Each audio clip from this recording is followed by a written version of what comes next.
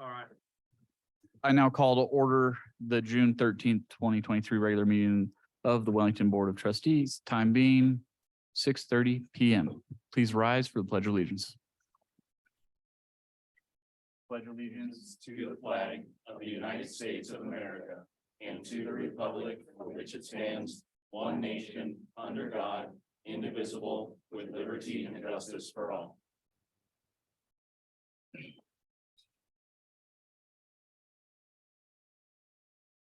Ms. Garcia, may I get a roll call, please?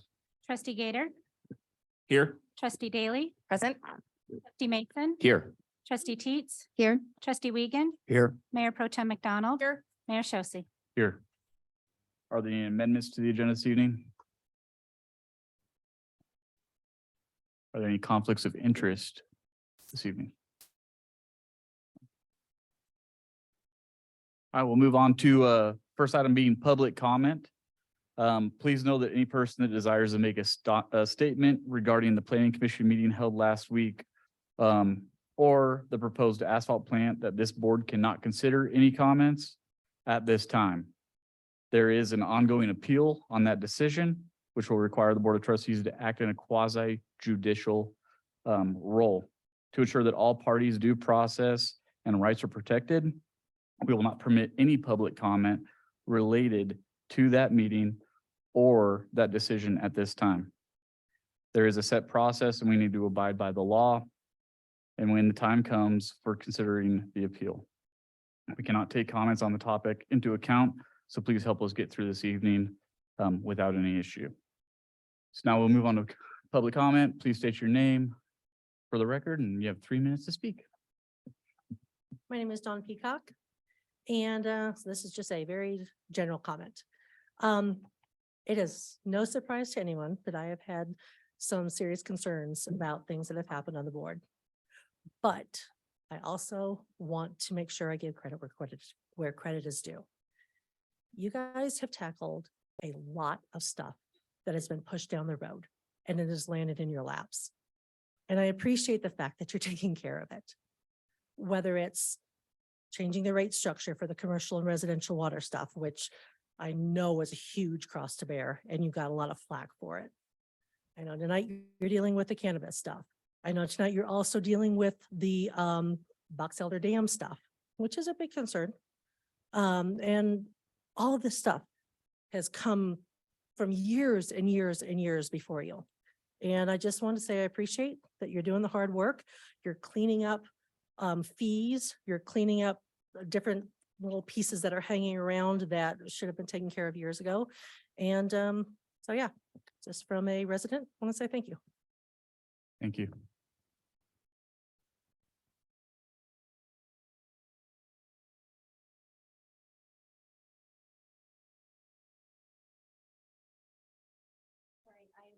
I don't know when I'm You're done. fine. We're done. Yeah, just state your name, Okay, where you live for the record, and then you have 3 minutes to speak.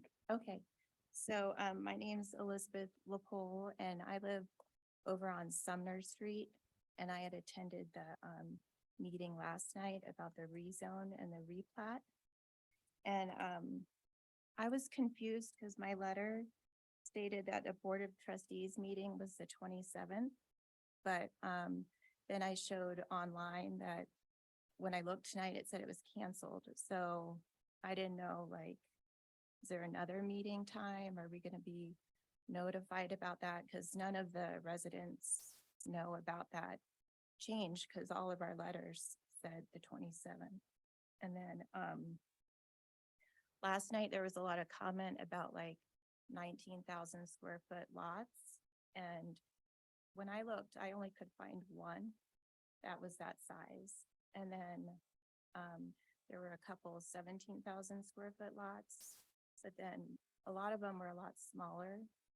So I just wanted to ask, like, why are we jumping to a rezone when maybe you could just do a replat and have it more like the smaller, minimum lot sizes for that current zoning.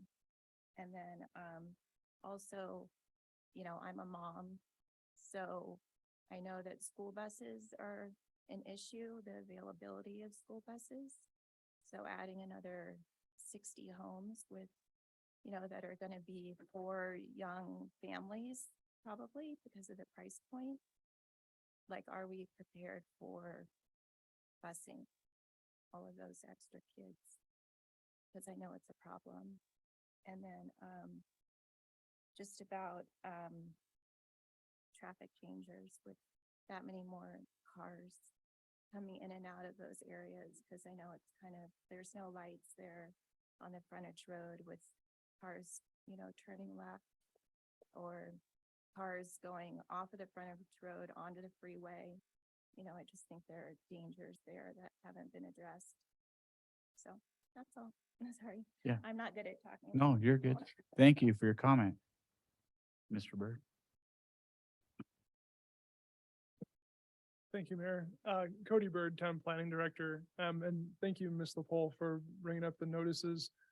Staff did notice that the notices that were mailed to residents had a date that's an error because the board has canceled the June 27th regular meeting. So we are going to send new notices for the board hearing for the item that Ms. LaPole brought up. Hasn't been presented to you yet, but you do have public hearings that will be scheduled for July 11th. Is the next regular board meeting, and we will send new advertisements for those. Thank you. And thank you for attending tonight to bring that up.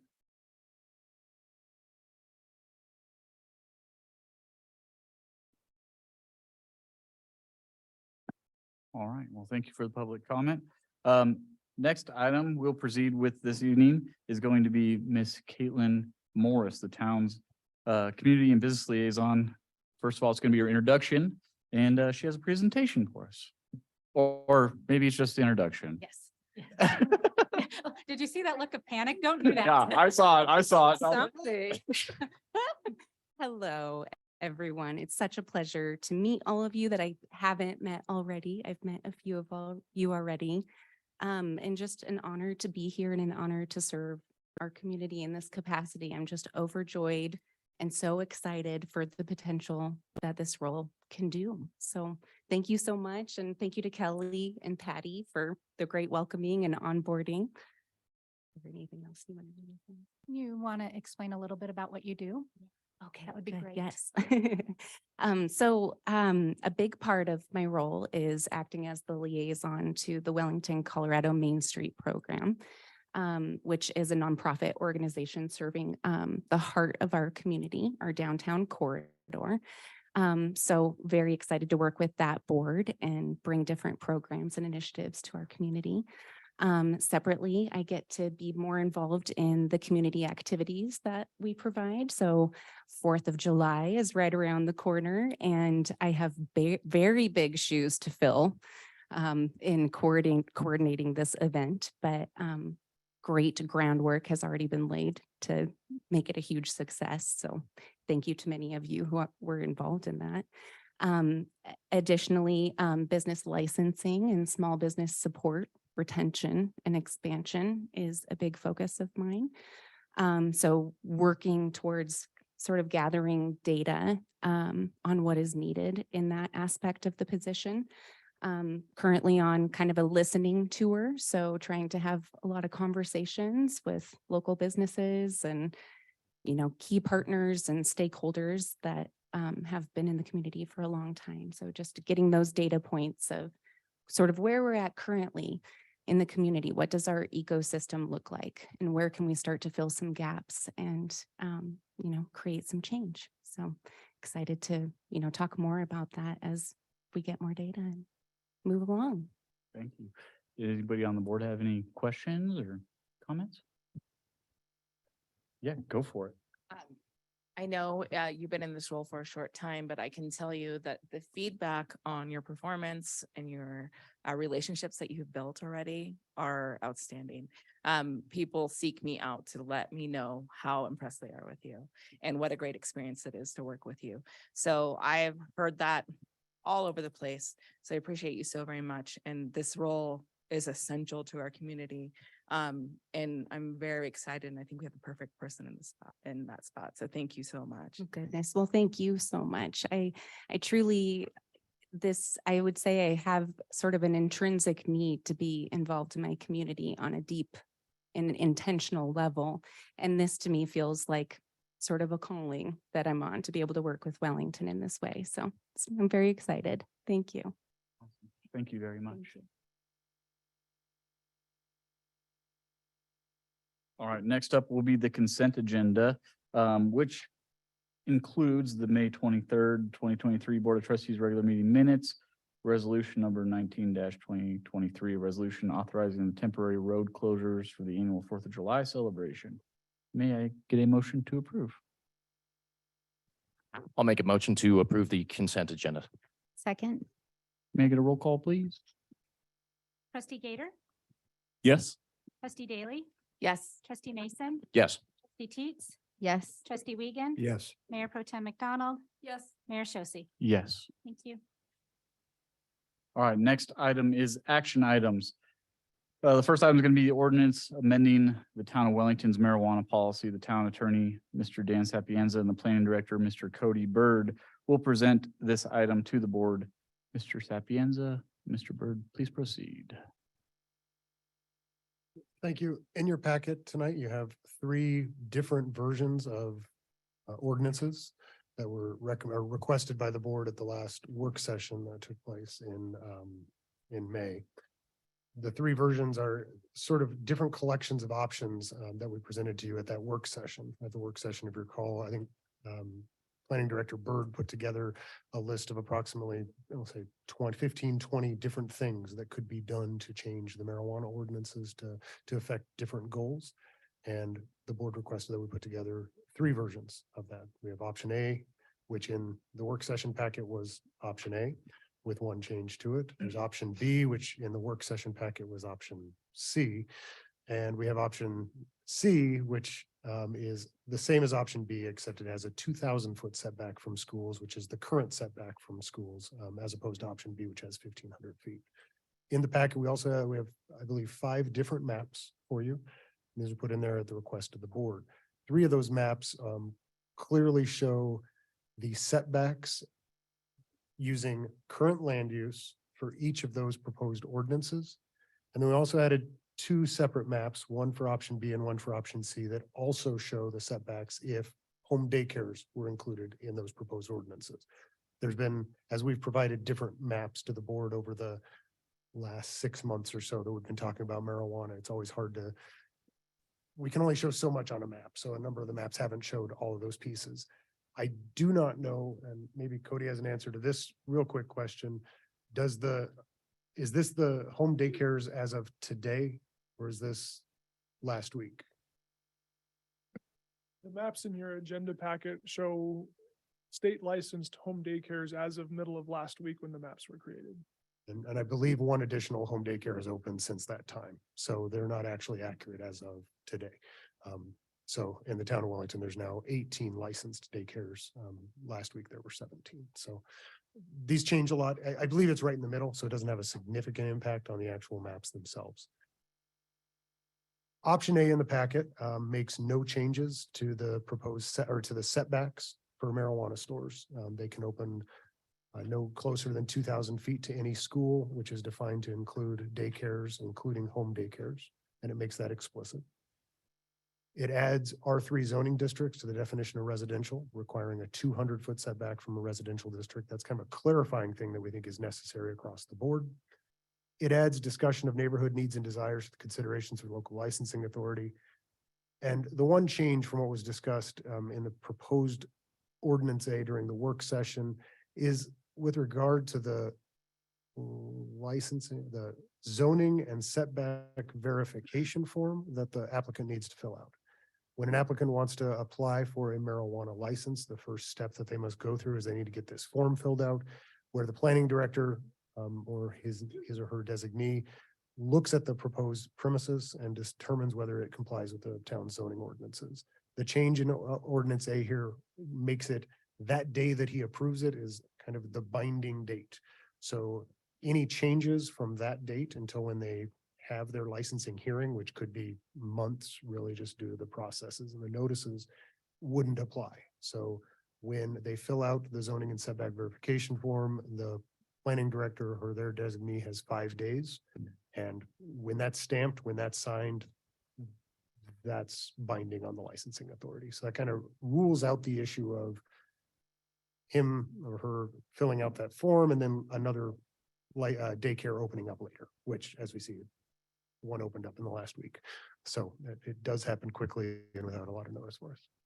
Option B has a lot more changes to setbacks. It's kind of the plan for option B was a bit more of a holistic look at all of the setbacks, increasing setbacks from residential districts. It does include R3 zoning. So it increases that from 200 to 250 feet. It increases the zoning setbacks from public, which would include parks and public buildings.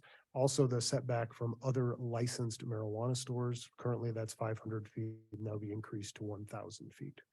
It then reduces the setback from schools from 2,000 feet to 1,500 feet and clarifies that home daycares are not included in the definition of school. Home daycares are uses that were required to be in any residential district. It is a residential use by definition. So in this version, it's excluded those from the definition of schools. They would have the same setback that applies to other residential uses, which is in this one increased to 250 feet. It does also add the neighborhood needs and desires consideration for the local licensing authority. When you have the hearing for the marijuana license, that becomes another thing for residents to be able to come and say, I do or do not want this. And so that's just another consideration that we think is important. Ordinance version C in your packet is identical to version B. It removes home daycares from the definition of schools, but it does leave the setbacks from schools at 2,000 feet, which it is currently, as opposed to B, which reduces it to 1,500 feet. It increases all of the other setbacks as noted with version B. So those are the three options in the packet. Happy to answer any questions. Cody Bird is here. I am connected to, I think I'm on Zoom. I might need to become a participant if you'd like me to show maps on the screen if desired. I do have those loaded up. Certainly if you have a question on maps, I would refer those questions to Planning Director Bird, not me. But happy to answer any questions. Thank you. We'll start with questions from the board. Trustee Teets. So my only question is I would like to, if we can, add require the planning director verify setbacks. I don't see that in the version B. Is that something that would be able to fall into B or C? Absolutely. B or C, that language is added to A specifically because A left in the definition of left in home daycares. And that's really the one we're concerned about, that the issue being that they kind of show up unexpectedly and without really any involvement of the town. So that's why it was left in A. But Perfect. certainly that language could be added to B or C to have that verification happen at that time. So other than that, I would say that I am comfortable with the added language in ordinance version B, as long as we adjust that setback from the 1,500 feet to the 2,000 feet. So option C. So that would be option C. Okay. C is identical to B except 2,000 feet for schools. And the neighborhood needs and desires would fall back into it. Okay. Everything in C is identical to option B except the The setback for 1,500. schools. Okay, perfect. Then I am option C. Trustee Wiegand. Current, excuse me, currently with the changes that we're looking at here, how many marijuana units would qualify for each spot for A, B, or C? Option A is the current, really option A makes no change to our current setbacks. And under option A, no additional marijuana stores. There's really no place in town that currently meets the zoning. Currently. There's currently no place in town that meets the zoning and setback requirements under option A. Under option B, and Trustee Teets has a keener eye for the map than I do. I think under option B, up to 3 additional stores potentially. And I don't want to say that we identified 3 potential properties. And I don't even know if they meet sizing requirements or anything else, but under option B, 3 additional properties, including the current license, I would say are possibilities. Under option C, I would say probably one additional license, one additional location would be opened up under current zoning, current zoning and land use. You want to know which way we're leaning right now? We're going to come back on that. I don't know. It's just time for questions. Okay. Mayor Pro Tem? Mason, No questions, just comments. Trustee Daly, No questions as well. Looking forward to public comment. Thank you. Trustee Gator? The only question I had was the language regarding the zoning that was added, or the setbacks that was added in A, that specifically states that the liquor license or the local license authority and Board of Adjustments cannot hear variances. Does that also included in the other two? It is, that language, and I apologize, that is a change in these from our current ordinance. Under our current ordinance, it's silent on the issue of the variances, for anybody. And that's why we've had applicants go to the Board of Adjustments seeking variances from these setback requirements, but there's questions about whether that would apply to the local licensing authority. So under A, B, and C, it clarifies that the local licensing authority cannot consider any variance. That, of course, is different than the ordinance that were discussed previously this year. So. Thank you. That's my only one question. Thank you. Thank you. Now it's time for public comment. Those of you wishing to speak, approach the podium, state your name, and you got 3 minutes.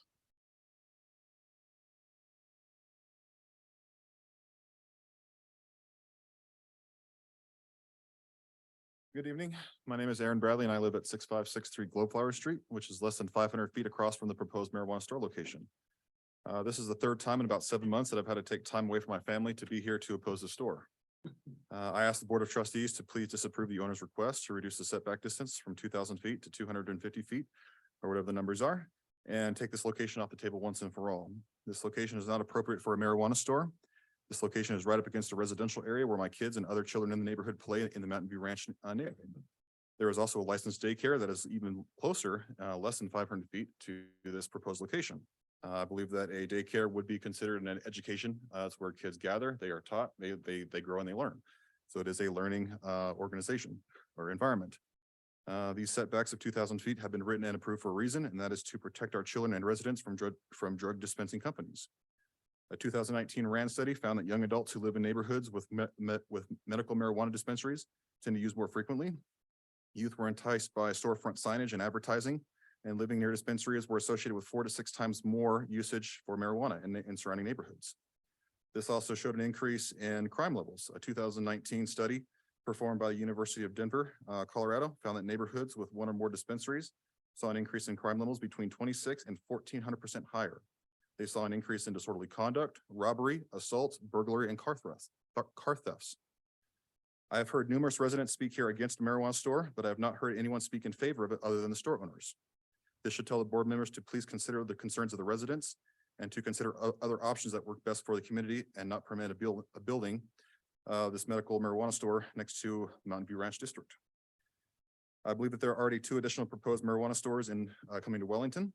I have not confirmed or denied this. I don't know if they're coming or not, but I heard of 2 other possible sites near the Taco Bell area downtown. And honestly, that's more than enough. Residents could drive to these locations if they're constructed, or they could drive to Fort Collins if they wish to indulge, but please not our neighborhood.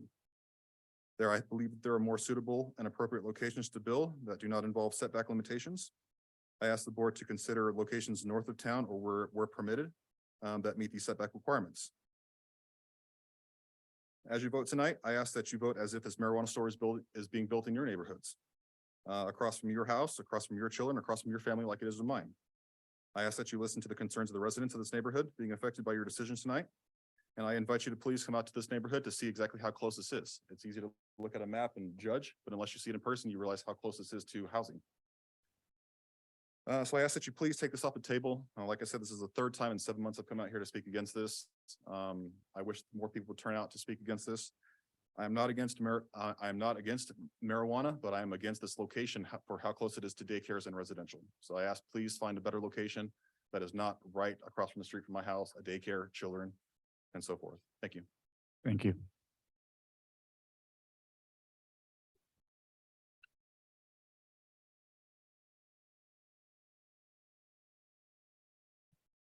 Hello, Melanie Murphy, 3584 Polk Circle East. I am the proponent of 2B and 300, as you know. I've been involved with this issue since the beginning, and I've watched the town struggle with how best to oversee the marijuana dispensaries. Tonight, I'm here to simply ask that you view this like any other business rather than an attempt to legislate morality or a perceived vice. Option B addresses reasonable setbacks while still allowing for free market business practices. Thank you for your time and your consideration. I appreciate everything you've done. Thank you.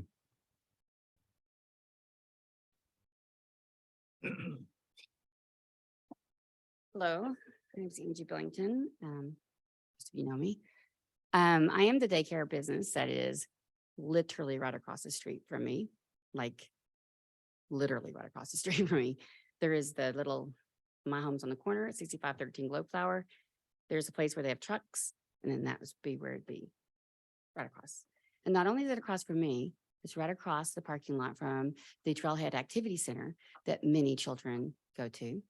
I have also noticed that a lot of teenagers use that whole area for skateboarding. So there's a lot of teenager activity in this area. I'm not against the business. Again, the location is not ideal. And let's not forget that the Winnick Park that many of you, we helped build many years ago, some of you are still on the board, is right right down the street from here. So it is a child traffic heavy, parent, family traffic heavy area. And to put, I'm, my own daughter in Pennsylvania works at a medicinal marijuana. I don't have a problem with it. However, the location where she works is not in a child trafficked area, family trafficked area. And again, would you want to have that? Where it's not only going to bring that business in an area that's it's just not even appropriate in my mind, but it will heighten the traffic. There's been a lot of traffic now coming in and out. Children are always playing out there. People are walking their dogs. It is just not a space that I think behooves, there's going to constantly be some kind of, I think, conflict going forward, and it's not something we want to have. So looking at alternate areas, even if this person put the business on the other side of this business park, it would be better. Same area, different spot, just not right there in space and eyes in front of where children are. Like if in the corner, where fitness one is, you can see that from the highway. That's pretty far away. That's not so close in proximity. So if even they thought about having it just on an alternate place, alternate space, there are areas there that are empty. That could be a compromise. But to have it within sight that close is just really, really ask that we think about the rezoning. There is a reason we have that zoning, and this would be one of the reasons for that. So thank you. Thank you.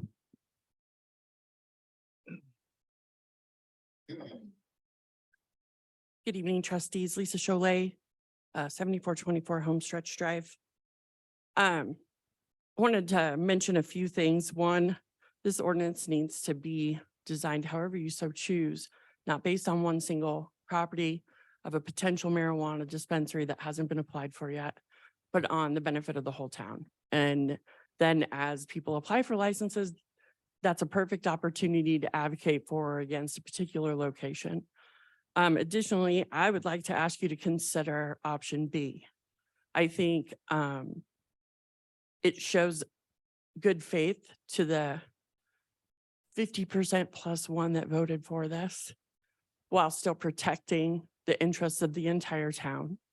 If you do option C, at best, you're opening up one additional location, which indiscriminately benefits one single property owner over anyone else and kind of restricts the free market process. I don't foresee any good businessman thinking that we need 3 dispensaries in this small town, but by limiting it to one option in the entire town outside of one that has already been proposed, I think is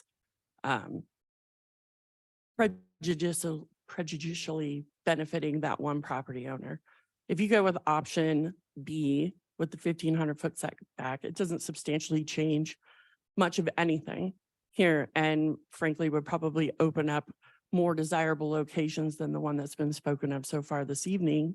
But, and I don't have a preference one way or the other. I don't use marijuana or anything like that, but I think that it's important that we're doing things that are fair and equitable and not making decisions almost like spot zoning, but not zoning, right? And so I would just ask you to really give a lot of thought to what is right, not what you would choose to do, but what you feel like is the right thing to do based on the vote and based on the intent of the vote when it happened. I was going to say something else. I'm so sorry. It's been a long day. You're fine. I would advocate that you definitely remove the home daycares. I think it's going to be inconsistent at best based on when the information is available. I'm sorry, Lisa, you said would or wouldn't? I would get rid of the home daycare option. Oh, which brings to mind the other thing. I would just like to point out that we have several liquor stores in this town. That particular property that's been mentioned today, there's a brewery right there. Last I checked, 3-year-olds and 8-year-olds don't have any fake licenses to get alcohol or marijuana. They're both legal and they should be treated somewhat equally. And I think that that's really important. And I think when we're putting conditions on something that really shouldn't have separate special conditions and we're paying favoritism to one thing over another. And I don't think that's the kind of town we really want to be. So thank you. Thank you.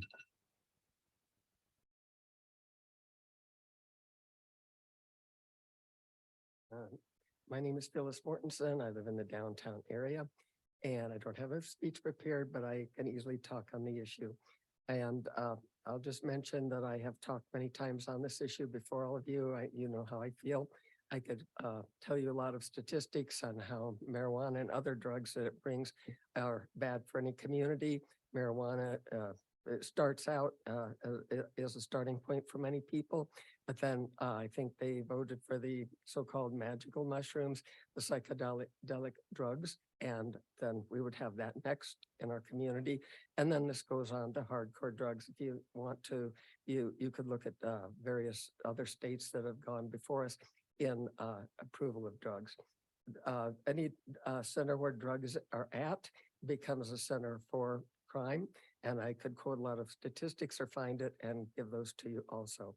I would like to say that we do not want marijuana and other drugs in our community. As I've already mentioned, it is a cause of accidents on the highway, overdoses, and many other problems.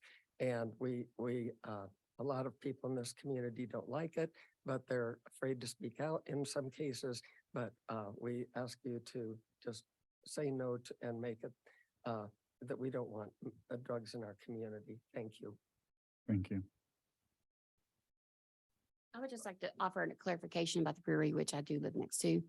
That business faces towards the highway, not towards a neighborhood. And so the placement of the brewery is pretty far removed from any houses where it's not where you can see it. I'm gonna have to walk around the corner. So it's not as close as the placement of this dispensary. So I think that's a good distinction to make, and having a business of this, having it facing outward towards more commercial property, I think would be safer traffic, all those, because that's right off of the frontage road. It's different than placing this where you're going to have to go in front of houses for traffic into the parking lot and right there across from where a trailhead activity center is from other businesses. It's different than what she was mentioning. And I don't have a problem with this. I am all for growth. Those of you know me, I have always been for growth, but the placement is just not ideal. And we need to think about it's, we want growth. That's not the problem here. What we want to do is have responsible growth. So just remember what we're serving all of the community. So thank you. Thank you.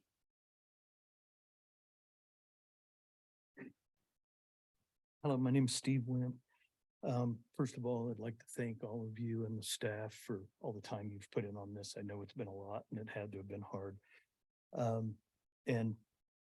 Before I get started, I just wanted to talk about the in-home daycare setbacks, but just to answer the misinformation about the location and the direction that that the dispensary that's in question near Globe Flower, it is as far east as the brewery and does face the highway. So it's pretty much the same as the brewery in those questions.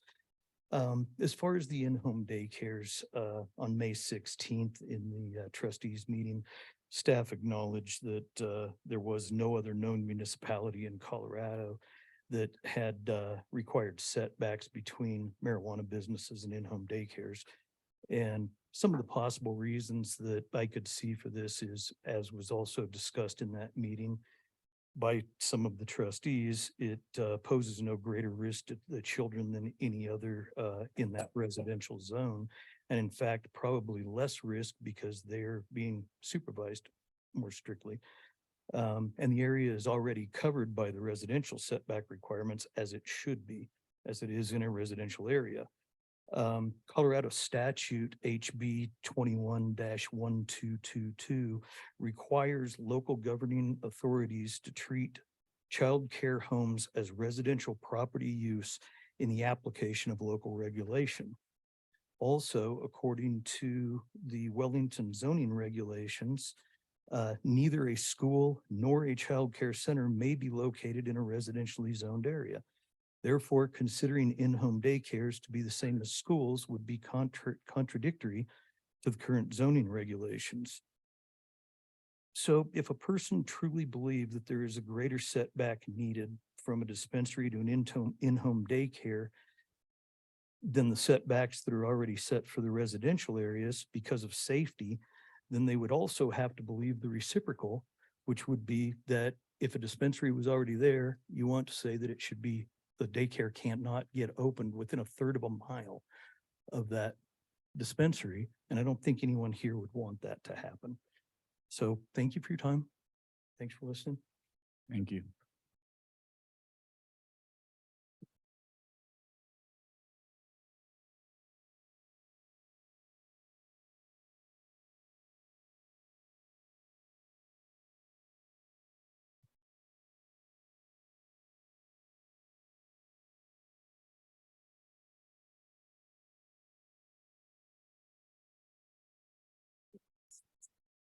So the daycare being there would make it so marijuana can't go there. That's what I was trying to clarify that before. So just keep that in mind. Rezoning in with a daycare within 2,000 feet does not allow marijuana to go in there. No, the daycare would stop marijuana from coming in. I mean, we see out of any of them, I think that has the broadest zoning is super clear. They won't change or can't change by an in-home daycare popping up or closing. Cause it's just, I can't wrap my head around why zone an in-home daycare any different than residential. There are kids hanging out at homes in those residential areas, unsupervised. Most of the time, there's multiples at just the house, compared to ones that are under the age of 6, somebody who's supervising. I mean, that doesn't make sense to me. I think that I've been pretty consistent in saying that, speaking about the marijuana ordinance in general, especially as far as the setbacks and everything, I've said very consistently, I do not want to change any of the setbacks. And quite frankly, if I'm going to toe that line, I should probably toe the line of, I don't necessarily think we should change the tax either, right? This is what the voters voted. I'm not necessarily opposed to option C, but I would still want to see the school and the commercial preschools number at 2,000 in the possible changes. This is public comment. If we think that this is going to be a serious liability and the fact that we don't think the data is accurate, which I don't, from what I've heard tonight, I'm not sure that I fully believe that. I think the data is there and I think it is accurate. It's just a matter of getting it looked up in the right way. But even still, I would not be opposed to option C. But again, I would want to see 2,000 schools and commercial schools yet. Option B and C are both changing setbacks. So if you want to be consistent, then choose option A.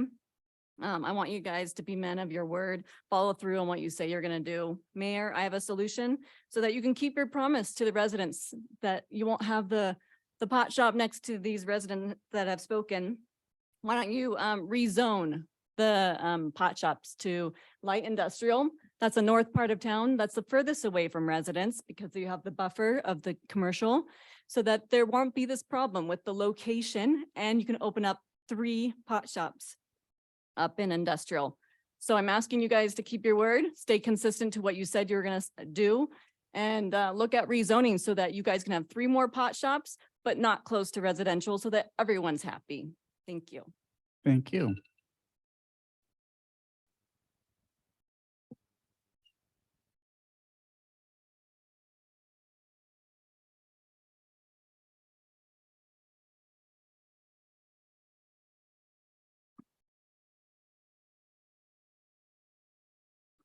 I'm Matthew Mullet.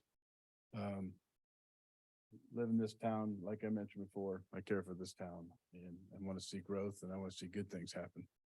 I don't think the daycare thing, I'm all for daycares.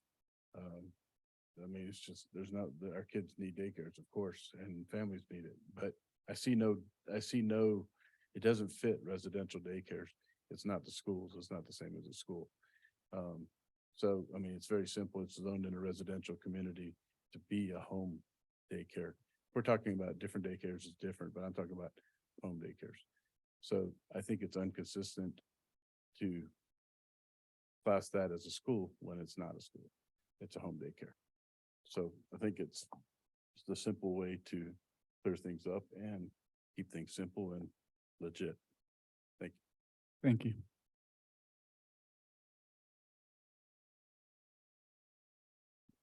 Hi, Dawn Peacock. Just really quick, I think that what everyone's saying about the home daycare thing being residential makes a lot of sense to me. I mean, that's what several zoning ordinances already cover. And to have a house be a home daycare and have 3 kids, and to change it from a 250 or whatever setback to a 2000 or whatever, it just does not make any sense to me. But I also want to mention, I love Christine's idea, but I also want to mention that a work session is a work session. And that's where you're throwing ideas around and putting thoughts out there like, oh, what about this? And what about this? And I don't know, maybe this, and maybe this, and maybe that. And it's a work session. You guys weren't pledging oaths during that work session. You were trying to find compromises, trying to find common places to agree and throw out ideas and solve problems. And so I just hope that we keep in mind that that is what work sessions are. And I would hate to think that anything you guys say in a work session is going to be, put out there as concrete. You said this, and that's what it is. You weren't campaigning at the work session. You were just trying to find a solution. Thank you.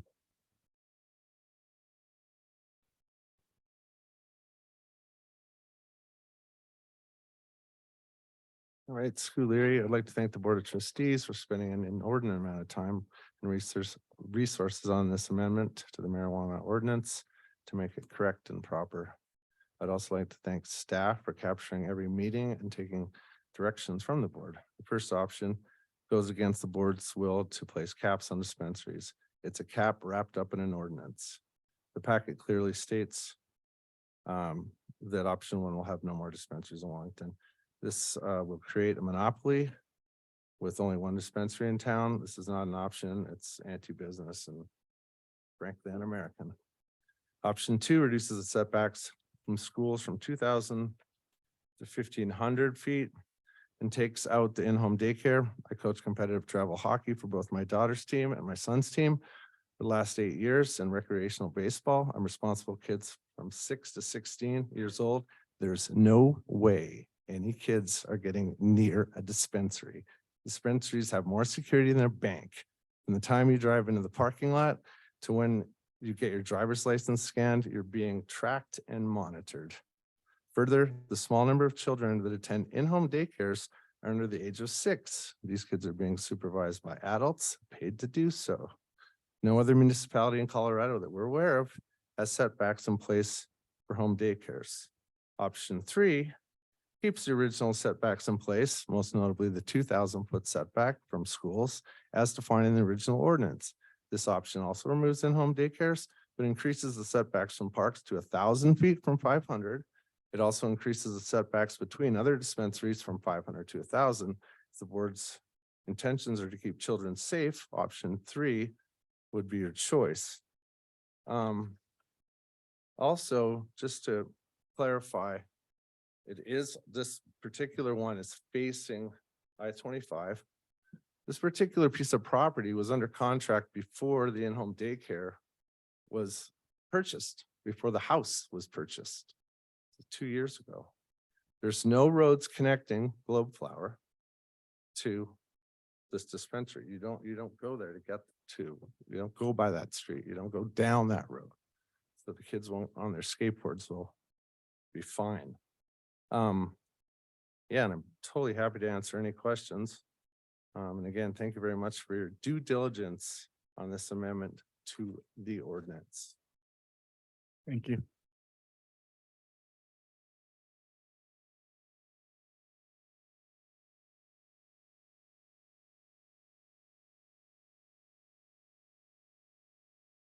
My name, right? Corinne Brewer, and do you need my address too? Can't remember, 6679 Cranesville Street. So I live in the neighborhood immediately adjacent to the proposed location. And previous to that contract that you had, the zoning was for public use for the reservoir area, the water retention. So that never could have gone in there. So the fact that a house wasn't sold or a daycare wasn't put in yet, I think is irrelevant because you were always facing this challenge. And as a resident who's quite close to that location, I recognize this is the way our town's going, our country's going. But I really do think there's other options, maybe a 4th or 5th option. I can't remember how many options you gave.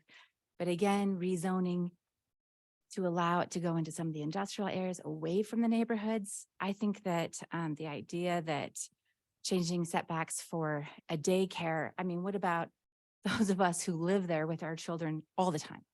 And it just so happens that I have 6 kids. I had them one at a time, but and I live in that neighborhood and I homeschool. It just sort of happened. It wasn't like a thing. And so I'm there all day with my kids. And that's more than just 3 kids in the home, and they're older than, under 6. So I think, honestly, to have a solution that would allow everyone to be happy would be to be away from residences entirely and not to reduce setbacks, but instead increase it around residential areas so that those of us with children of all ages can feel that that's not impacting our house values and our children and the areas they bike and play and everything. And I realize there's no connecting road at this moment, but kids, they're everywhere. And the older they get, the more independent they are. So I think the idea of having, in areas that aren't residential is fabulous. And I would vote for that. Thank you.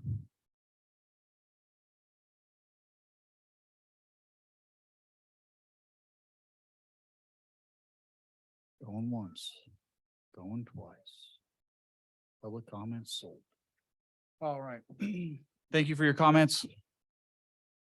At this point, we will ask for a motion on this item and then it'll come back for discussion.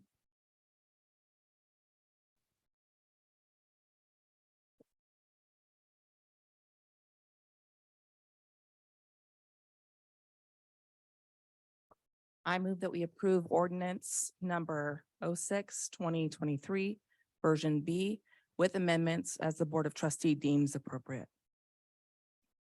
I'll second. What amendments are you deeming appropriate? I was reading that. I shouldn't have done that. I move that we approve ordinance number 06-2023, version B. I'll second. May I get a roll call, please? We're Or not gonna actually have the comment. Discussion. Yeah. Sorry. We'll start with trustee Wiegand. Thank you. The marijuana passed by one vote here in town. And, which was, well, won't even get into that. The people that voted against it deserve as much rights as the people that voted for it.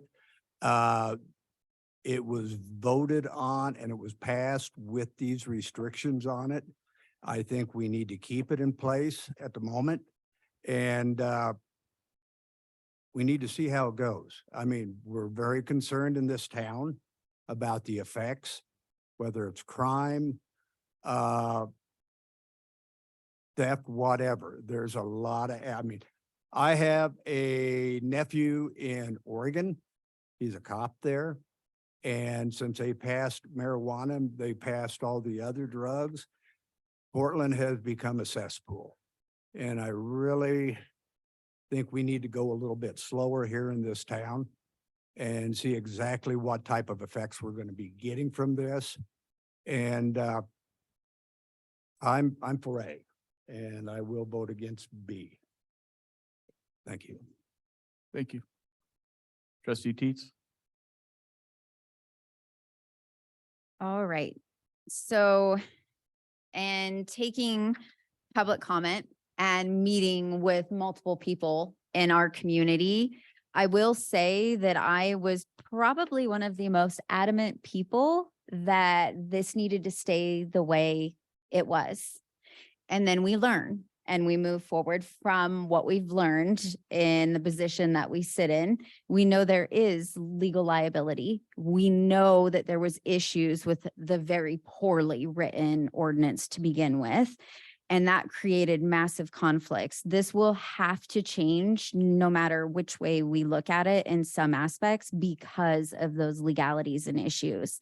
What I will say is I will not support ordinance version B because in learning in the community, what I do know is it was voted on and approved. One vote, 500 votes, it was approved. You're representing a mass of the community then, and majority won that vote.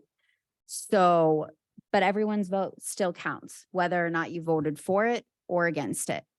At the end of the day, in the community, the people I've spoke with that voted for it said they wanted the option and availability to purchase it here.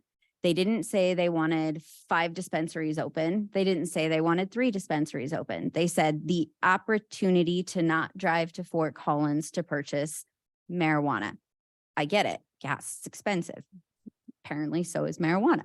So it's one of those things that when I look at trying to sum it up and see what works for everybody, what assists businesses in opening, whether that's 1 or 10 at the end of the day, but also protects our children. So we still have that responsibility and duty. The 2,000-foot setback in option C safely protects our schools, communities, because we also have to look at, we have a new middle school, high school, and the majority walking routes of those kids walking to school is Cleveland. They are going to be accessing Cleveland on a regular basis. I support the 2,000-foot setbacks, but I also support a flexibility and understanding that areas need to be adjusted, or we do face lawsuits at the end of this. And it's not something I'm excited about, but every time we come up here and sit and speak, we face a possibility of being sued over something. It's inevitable and we try to avoid it at all costs. This version C handles everything that we as a group of trustees, all bit and piece together, wanted to see for the community, while still represents the true 2,000-foot setback, which is, I feel, in speaking with the community, one of the reasons that vote was approved in the first place was because of that large buffer. So that's what I have. Thank you. Trustee Gator.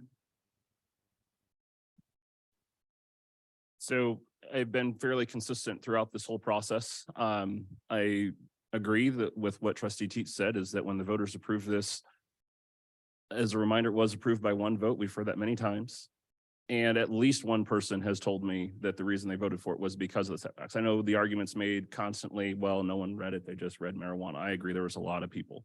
But if there was one person, which there was, then people cared about the setbacks. And I understand there were issues with how it was put together, and I think we've worked hard to try and address a lot of those issues. We have had a store that has gone through the process to get their store approved. So we have seen someone work through, even though there's a difficult process. So I have been consistent that I think that we need to keep with what the voters have asked for. They wanted to have marijuana here in Wellington. There are options to go and look at other properties that are not currently zoned C3 and to have those rezoned C3. There are other options to open a store. And I don't think that we should just be going through and changing the process for those. I also have concerns with changing and separating out the daycares that are in homes and saying, hey, we have less protection for children in these areas, as well as looking at making changes and adjustments to setbacks to say, hey, let's have these closer to schools. I understand that we have different setbacks than other municipalities. We're not other municipalities. That's, as far as I know, that's typically not been the way that we operate. It's just like, well, what are other people doing? Therefore, we should do the exact same thing. There are a lot of things that other places do that shouldn't be replicated. We take a look at what other people are doing. We say, what is right for our community here? And that's the focus of our, what we should make decisions on. I would also like to move to amend option B on chapter for the section that covers chapter 2, article 14, section 70, A, where it says retail or medical marijuana store licenses shall not be permitted to be located within 1,500 feet of any parcel containing a school, and to read 2,000 feet. I second. Thank you.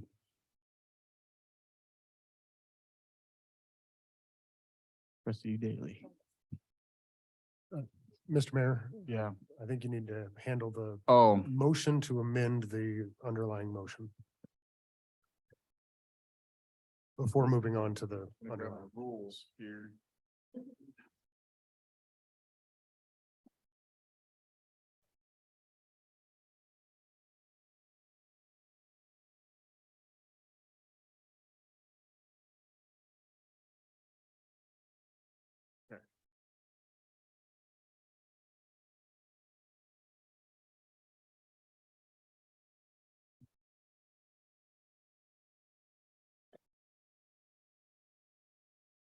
Okay, so it's debatable. Does anybody want to debate this? I would like to, please. And I think it would be, in the future, it would be nice that we had all discussed the motion at hand prior to making amendments so that everybody can be heard on those items. I think that would be a respectful process. So items I wanted to mention, the thing that really stuck out during public comment, and that's what I'm commenting on, is what we heard from the public who came tonight. Things that really stood out to me is regarding daycares, our land use code. I looked it up. It's on section 4 or 5. It does indeed say that there is no residential permitted use for college schools or technical schools within any residential district, zoning district. So therefore, us determining and treating a daycare as a school actually goes against our own code. I've never considered that before, and I don't know why, because I love the land use code. So that was a great call out there, and I think very significant regarding daycares. Beyond that, I've heard the word un-American several times tonight, both in comment and on our board, and it really speaks to me. So when we're up here debating the outcome of an election, that is un-American. Voters determine the outcomes of election. We should not have input on that. The voters worked, and that's how our process works. We respect the outcome of an election. We shouldn't say, but this many people, but this many people. It won. And that's what our community said. And that's how our election process works. And I'm American and I believe in that. Additional vote that happened that day on the ballot was how many people wanted to increase sales tax beyond the sales tax, or if marijuana was sold here. And that also won. So what I do want to mention is that We are considering changing many parts of this ordinance. Many of them involve setbacks. Why draw the line on this specific one when in option B, we're actually increasing many of the setbacks based on public comment that we're hearing? I went further from residential. I don't want a marijuana district. They should be further apart from each other. You know, all the other additional setbacks, it should be further from public properties, right? We're increasing all those with the exception of one of them that's being decreased. So why are we drawing the line there? We're saying, I won't change any setback that the voters voted for, yet we're in most of these, we're changing 4 of them. But this is just one more of them. And if you look at 1,500 feet, if you look at the maps, I mean, from Ice Stone, this is on the other side of Come and Go. That would be the distance that you're considering.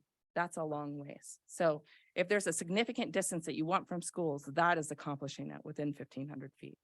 So I think that's really important. The other un-American thing that I heard and was mentioned as un-American is restricting free market, enabling competition, and letting really people know that Wellington is here to have opportunities for businesses.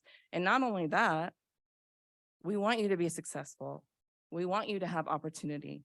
Now, if there's no market for it, that's the business's decision whether or not they can have a successful business. But I'm not one to tell them that they can't try, or 2, by ordinance, make it so they can't even have a possible opportunity. So that's really important to me.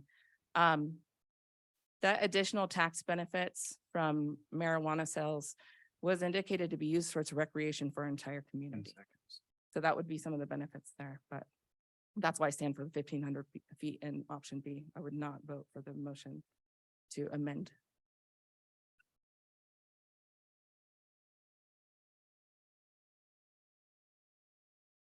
May I get a roll call or anybody else going? I just want to get a quick clarification from Trustee Gator. Basically, the amendment is to approve option C. No, we're not debating option C. The amendment is to change the setbacks. Yes, the setback is the same as the setback in option C, but it is a different motion because we're not discussing C. Yeah, I but understand, but that's the Yes, premise of it. Practically, it is the same motion now as C. If the amendment is approved. If the amendment's denied, then it stays as B. understood. Yeah, so I would be voting no on the unamended option B. I agree with Trustee Gator. Rather than reduce the setbacks for option B to from schools to 1,500 feet, I think it's important that we uphold the will of the voters and retain the 2,000-foot setback from schools as we consider removing 18 in-home daycares from the definition of schools. Regarding in-home daycares, I share the same concerns that Mr. Sapienza pointed out during the work session, which is that the Colorado Shines website is in fact very difficult to navigate. If you take that out to a 10-mile radius, in fact, none of the points on the map are actually in Wellington. They're all in Fort Collins.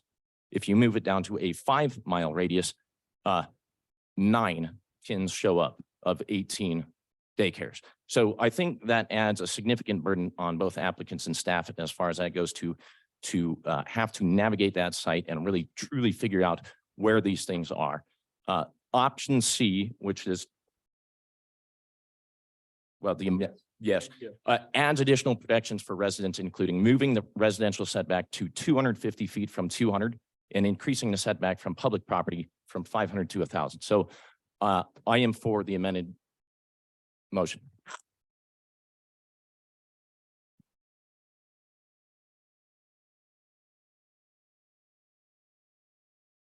Anything to debate? Yeah. Just, I would be in favor of the amended motion with an additional amendment that daycares and preschools are removed from the definition of schools as we've discussed. As coming up as a. That's how it would be. That's So, correct. yeah, if That's B was currently in there. amended, it would B does be, not, based- B it would be C. specifically states that in-home daycares do not count as schools. That is in the text of B already. The only amendment that I just did was the setback from 1,500 up to 2,000. Yeah. So the amended motion would remove in-home daycares from the definition of schools. Yeah, let me, I'm gonna put some clarity out there. So trustee Gator's amendment to B in theoretically makes B C. Correct. Okay. Okay. All right, I got it. I also appreciate trustee Daly's comment that it would be better to have the debate before we make Yes, it would. amendments Yes. moving forward. At this point, is there anybody else that wants to debate this amendment to the motion? I have a question. What is the third property that you identified? I can't find it. Like Cleveland and, It's it'd be like Cleveland and by the bank. Yeah, kind of. And it did meet at the 1500, it does. It's potential. Yep. It's potential.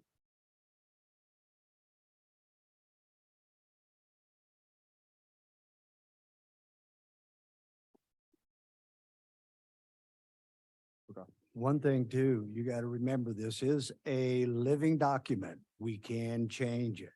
Okay? So if we look at this and if everything just goes together fantastic, if we have great results, we can open it up even a little bit further. But again, that's kind of where I'm at. Just, I think we need to go slow. Thank you. Thank you. Okay.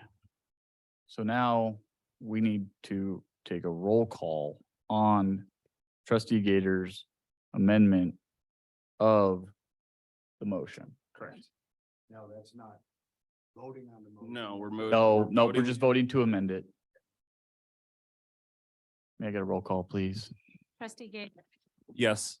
trustee Daly, no, trustee Mason, Yes.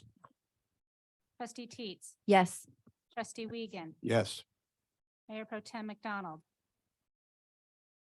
no. Mayor Shosse. Yes. 1, 2, 3, 4, 5 to, vote is 5-2. Okay, so it's amended. Mhm. All right, we will continue the discussion. We'll go back to trustee Daly from where we left off before it was amended. Do you have any comments, concerns on the motion that you haven't already stated? No, I think option C provides all the other items that I am in favor of, including increasing setbacks from items that we've heard from the community that they wanted to do from public, from store to store, for residential. I heard those concerns tonight. So those are included within this to increase setbacks on those items. I do think it's very unfortunate about the schools though, because what our vote in a way is eliminating opportunity. And I think that's a shame, but those other portions of option C are essential to moving forward with marijuana in Wellington. So I do appreciate all the other parts of it. It's just a shame that I feel like we're eliminating competition by doing so, while still protecting kids. So I don't think that was a concern of block B or C. Thank you. Trustee Mason. Mayor Pro Tem. Well, I'd like to thank the community and the public for your thoughtful and respectful and educated comments this evening. You've been critical in the evolution of this process, and I really appreciate all of your time that you've put into helping us make this decision and have this discussion. I'd also like to thank legal counsel and Mr. Byrd for the outstanding job that they did putting this presentation together this evening and boiling down these options. This has not been easy or pleasant. So thank you so very much for your time. And thank you to my fellow trustees for doing our very best to have respectful and thoughtful discussion about this topic. That's all I have, Mr. Mayor. Okay, thank you. Let me set a timer for myself. Yeah, I already asked you, right, Wiegand? Perfect. Okay. Yeah, I mean, thank you to staff, to the residents, to this board. We have gone round and round and round on this thing. We have good options in front of us. Nothing's gonna make everybody happy, never does. I remember when I first got elected, somebody told me if you're making 50% of the people happy, you're making more people happy than any other mayor ever has. So that's something that I've taken with me, and these decisions don't come lightly by any means. I mean, I'm starting to look more like Mr. Wiegand, got some grays showing up, no disrespect. And it's a process. It takes time. These are hard decisions, what we have to make for this town. I've grown up here. I mean, I've been here, 25, 26 years now. This is my town. I'm not here to do anything to harm it, to harm the people in it. I love this town. And the decisions that we make are going to affect this town down the road for a long time. We're going to have a major part in what this town turns into in 15, 20 years. And we need to be looking forward. And that's why I think the ordinance that have been presented to us have the options that make them scalable, make them to where they can be ran throughout the growth of the town, and they're not going to necessarily have to be readdressed. I wish no other board has to deal with this. I believe my other trustees probably feel the same. And so, with that being said, I am strongly for C. I think it's the best option, with what we're faced with the facts that we were given. And, to the public comment of the recordings and the things that I've said in the past, we are here to learn, and through those work sessions, through those meetings, things change, opinions change. You get new information, you got to go with it. You got to use that information. You can't throw it to the side and stick where you are morally, where your compass is, anything of that nature. We need to protect the citizens of the town. Liability wise, there's a lot that goes into this that maybe a lot of the people don't understand. And so that's where I'm at. Thank you. Luckily, I stopped before my time went off. That being said, hearing no further comments, we're going for a roll call on Trustee Gator's amended motion, or are we gonna? Motion by Trustee Daly that has been amended. Roll call on the amended motion. May simplify it. Option B with the amendment. It was motioned by Trustee Daly and seconded by Mayor Pro Tem McDonald. Roll call, Trustee Gator, No. Daly, Yes. Trustee Mason, It's a long time coming, yes. Trustee Teets, Yes. Trustee Wiegand, No. Trustee McDonald, Yes. Mayor Shosse. Yes. Final vote is 5-2. Motion passes. Thank you, staff. Thank you. Thank you to everybody. Okay. We're on to the next item. We're going to close the regular meeting and we're going to open up the liquor license. Well, you know what? Let's take a short recess. 5 minutes.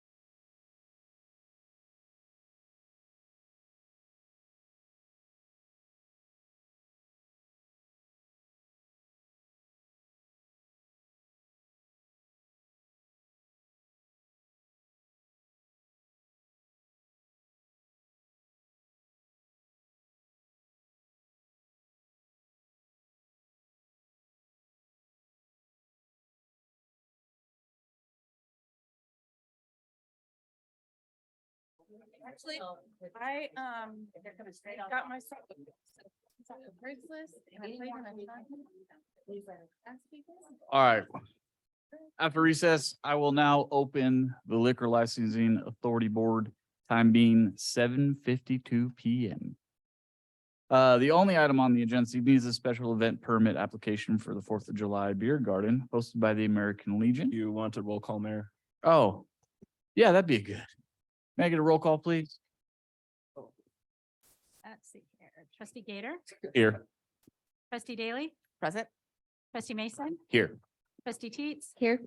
trustee Wiegand. Here. Mayor Pro Tem McDonald. Here. Mayor Shosse. Here. Okay, on to the agenda for liquor licensing. Special event permit for the 4th of July Beer Garden hosted by the American Legion, post 176. Town Administrator, Ms. Garcia, and the applicant representative, Mr. Dennis Hipsag, will present this item to the board. Ms. Garcia. Thank you, Mayor and Trustee Patti Garcia, Town Administrator. So this is a special event liquor permit for the 4th of July Beer Garden being held in Centennial Park, similar to how it was held last year. The information is in your packet. The event date and time is 10:30 a.m. to 4 p.m. The setup can begin as early as 6 a.m. with tear down ending as late as 8 p.m. Mr. Dennis Hipsag is here to present this item and tell you a little bit more about the event.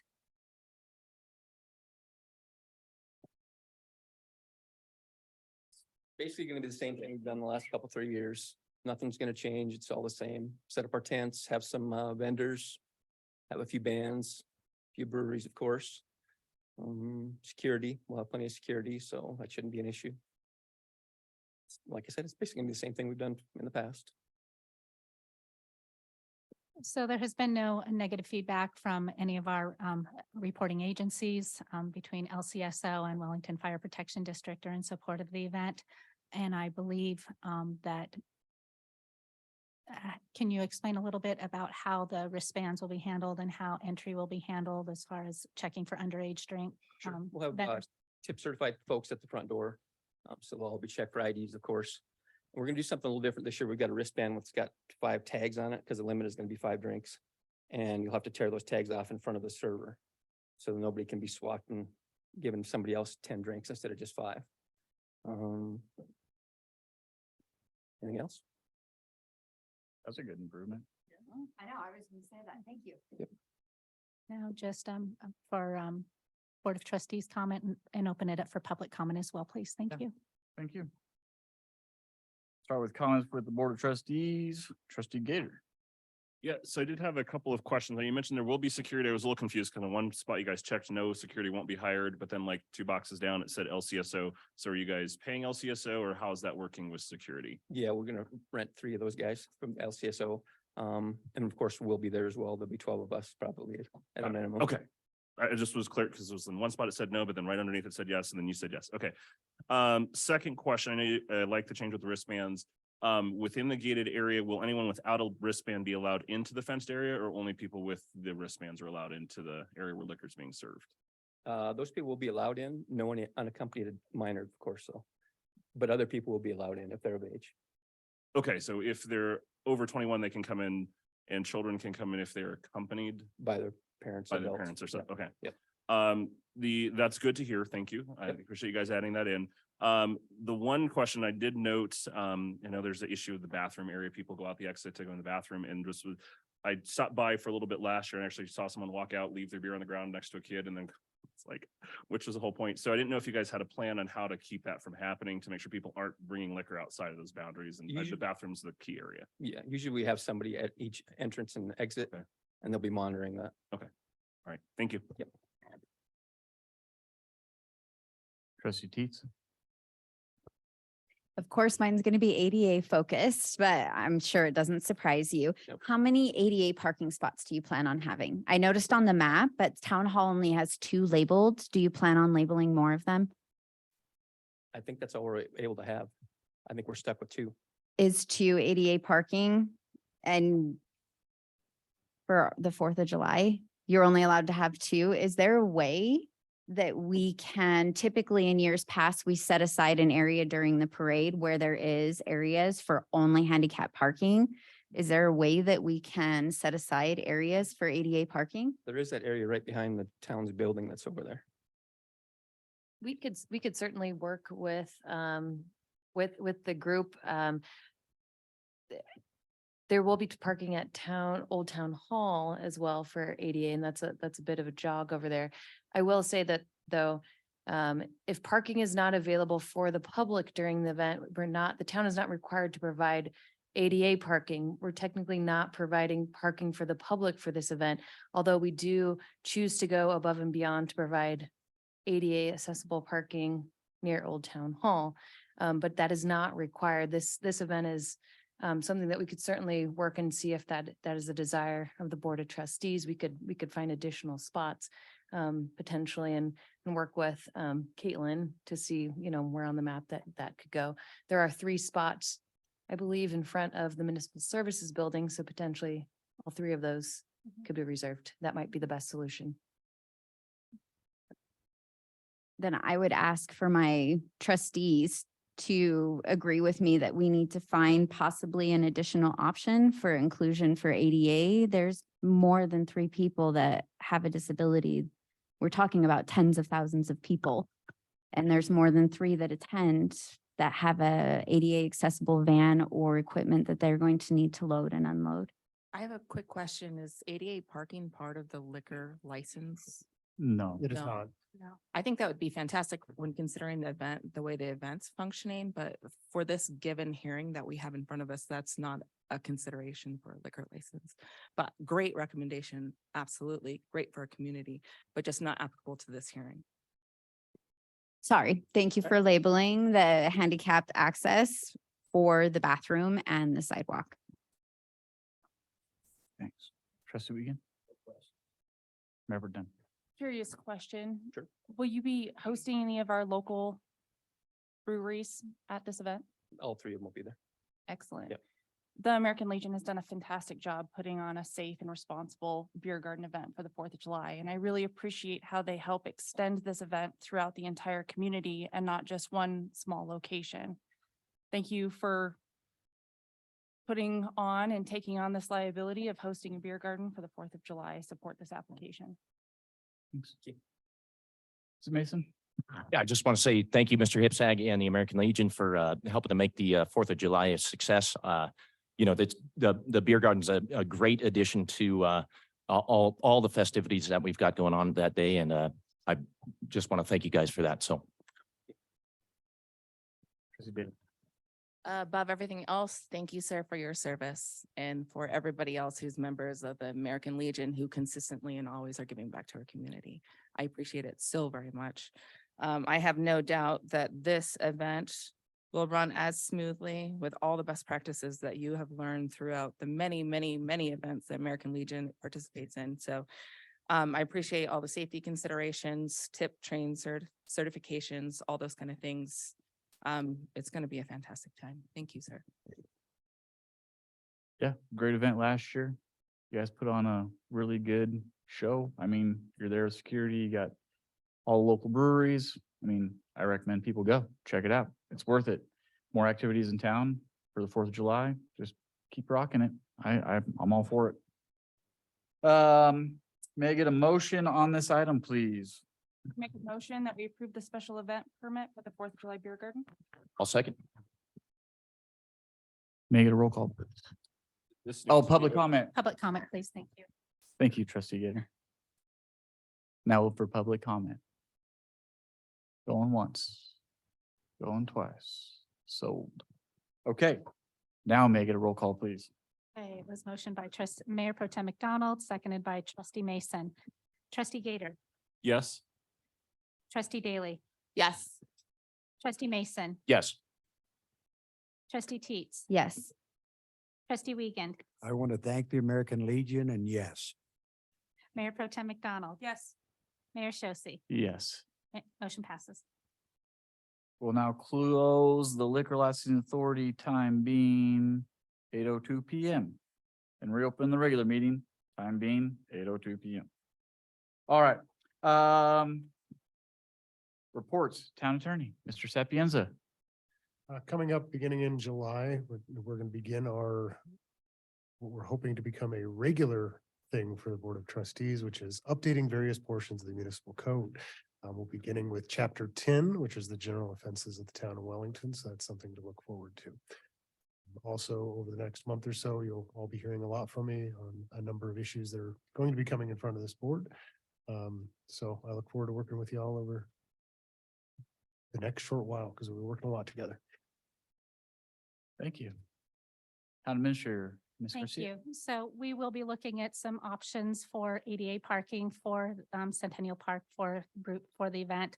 I think it's important to provide that option. I don't know, some of you know, some of you don't know, my husband is handicapped and we do have a handicap placard. And there are times that we go to places where all the handicap spots are taken. And so it's a matter of me like dropping him off and assuming he's okay, and then me driving around trying to find a spot. So I understand the need, and we'll see what we can drum up to accommodate for that. As a reminder, the next Board of Trustee meeting has been canceled, as the Board of Trustees will be at the Colorado Municipal League Annual Conference. So our next regular meeting won't be until July 11th, 2023. Thank you. Thank you. Staff reports, anybody? Anybody? No? No? Boom. Board reports, start with Trustee Daly. At the same time as Brewfest, adjacent at the skate park, there will be a group of volunteers by the name of Skatewell that will be throwing an event for kids at the skate park. So they're going to be having a bunch of activities and helmets available. All kinds of cool things are going to be happening at the skate park during similar hours as Brewfest. Great place to drop your kids off. Sometimes I think about that. But those are fantastic volunteers. I want to talk about them real quick. One of the guys who is part of Skatewell is also responsible for a lot of the enhancements of that park. So you'll see it's under construction at this time. That's done primarily by donation, by volunteers, and a very small part of the Parks and Rec budget, very small. They really pull it off and bring all these assets together and then provide the hard work to get it done. So these fantastic volunteers are giving that back to our youth and doing events like this. So they're super amazing. If you want to learn more about that or anything associated with parks, recs, open space, and trails, you can come to our meeting tomorrow. That will be here at 6 p.m. And we talk about all things parks and recs, open space and trails. PROS, that's what it stands for. So if you have any considerations or want to learn more or want to give us your input on what Wellington needs, we want to hear from you. There is a specific part of the agenda that asks for public comment, and you can also see what the projects that we are working on. A 9th grade class at Wellington High School actually submitted a presentation to us. They did as part of a class project to say why Wellington needs a rec center. It's really cool, great content. I really enjoyed seeing it, and I can't wait for more people to see that presentation. I love seeing the community involved, and I'll definitely make sure that PROS gets to see that presentation as well. Other items going on, we talked about going to CML, Colorado Municipal League Conference. It's going to be in Aurora.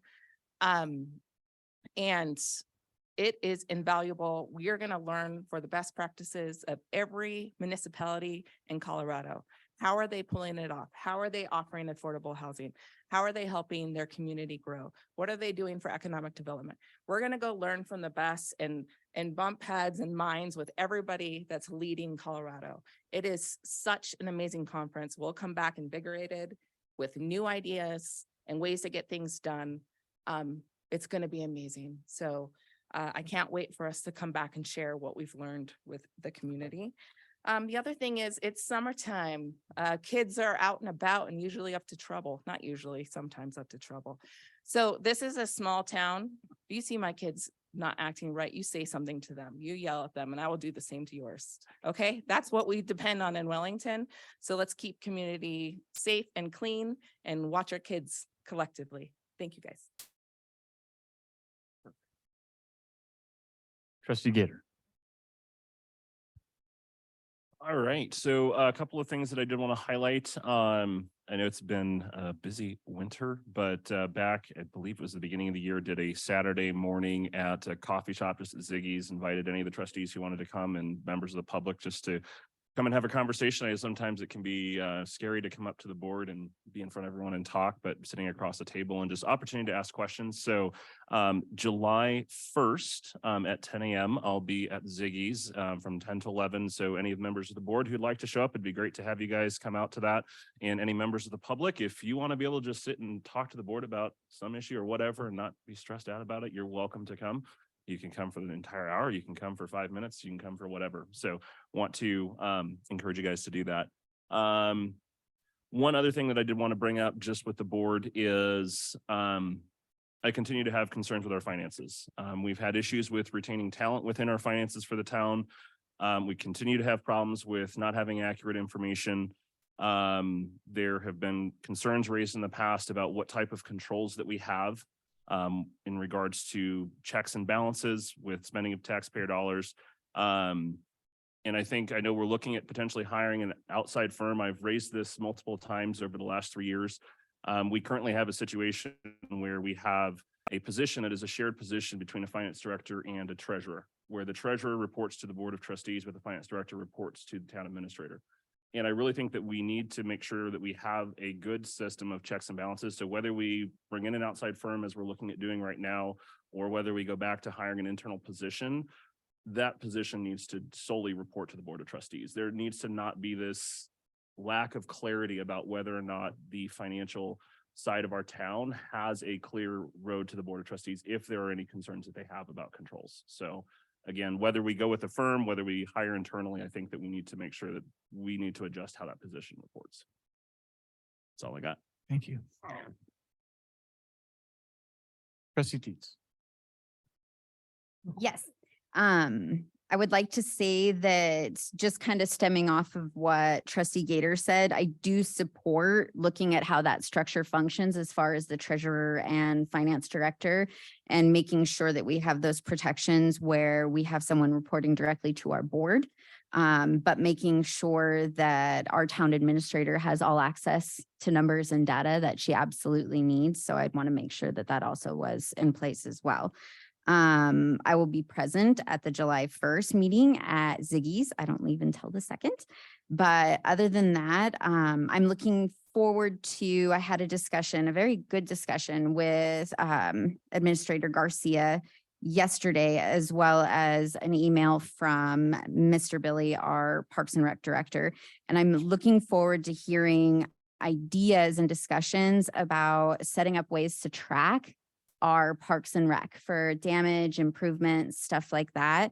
I'm hoping that they bring something to the budget this following year that helps keep us accountable to what we're investing our taxpayer dollars into, but also a safety side of it with neighborhood watch programs possibly being introduced at the town's night out, neighborhood night out item. So I think that's an awesome idea to get our community involved in helping keep our parks safe. The other thing I'm looking for is an update on the Humane Society contract with costs.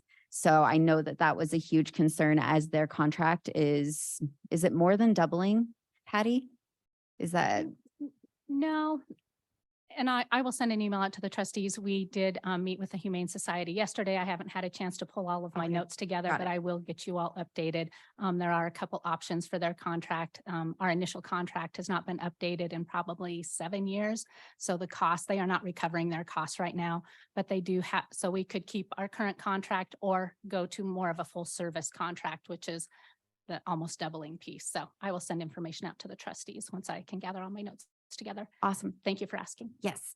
The last thing on my list, I would love if we can have a listing of all of the businesses that joined the Wellington Community Park 4th of July event, where they're going to be having the car show too. That's something that I kind of hope for in previous years, that we would be able to have a listing of everything that would be available over in that park for businesses and stuff like that. It never got accomplished, but I would love to be able to share that information and get it spread out so we can support budding businesses with the possibility of maybe setting up a permanent future here in our town. That would be awesome. That's it. Thank you. Trustee Wiegand. I have no report. Thank you. Thank you. Report 10. I'd like to thank the Larimer County Sheriff's Office for shaming me into participating in my ride along. It was it was a wonderful, fantastic opportunity. It was eye-opening. I got to witness marijuana DUI arrest. It was a very enlightening and educating experience. And I really appreciate the opportunity to bond and to get to know our local sheriffs and law enforcement a little bit more closely. I appreciate that opportunity to build relationships. Thank you so much for riding in the car with me for so many hours. It was really great. And the value that we get out of our Larimer County Sheriff's Office contract is tremendous. I mean, they provide us with a huge amount of resources that are just top notch, and we are very lucky to have them in our community. And then I would like to thank Ms. Garcia for all of her hard work and for staff always working to do their very best. It is very, very difficult to take direction and make decisions from 7 different people. And I'm thankful that we only have to worry about trying to guide and direct report one person. Thank you for leading our community and the staff and helping us make good decisions for this community. Trustee Mason. No report.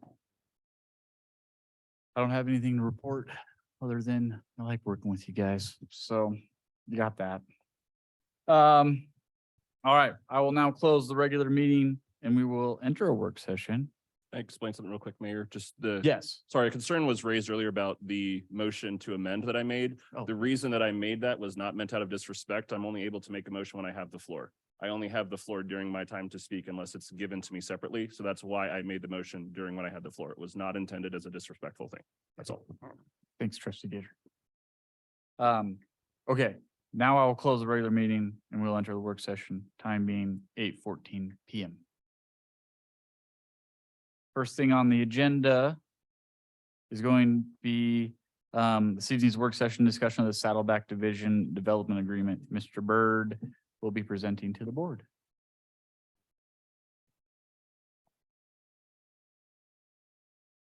Good evening, Mayor and board members. Cody Byrd, Planning Director. Wanted to cover just a couple of kind of ground rule items real quickly too. Being a work session, you can't make any decisions, you can't negotiate. There's all those rules in place for your meeting procedures. And I'm highlighting that because this particular topic will be a future subject that'll be presented to the board for public hearings for a rezone and a replat. And I don't want to get into any of the procedural elements for that particular case.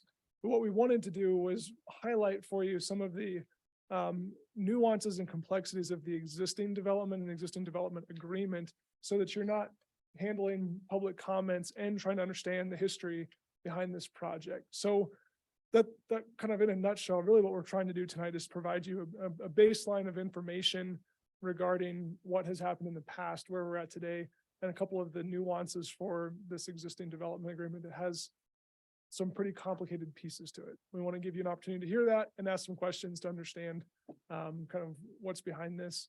And I also want to acknowledge that we have a couple of members of the development community here tonight as well that have some additional information that they could share.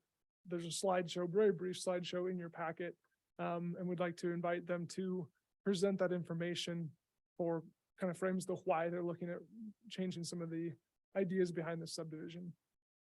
So just real quickly, I'll highlight, this is the project that we're presenting to you tonight is for the Saddleback subdivision. I'm gonna step here to the map real quick.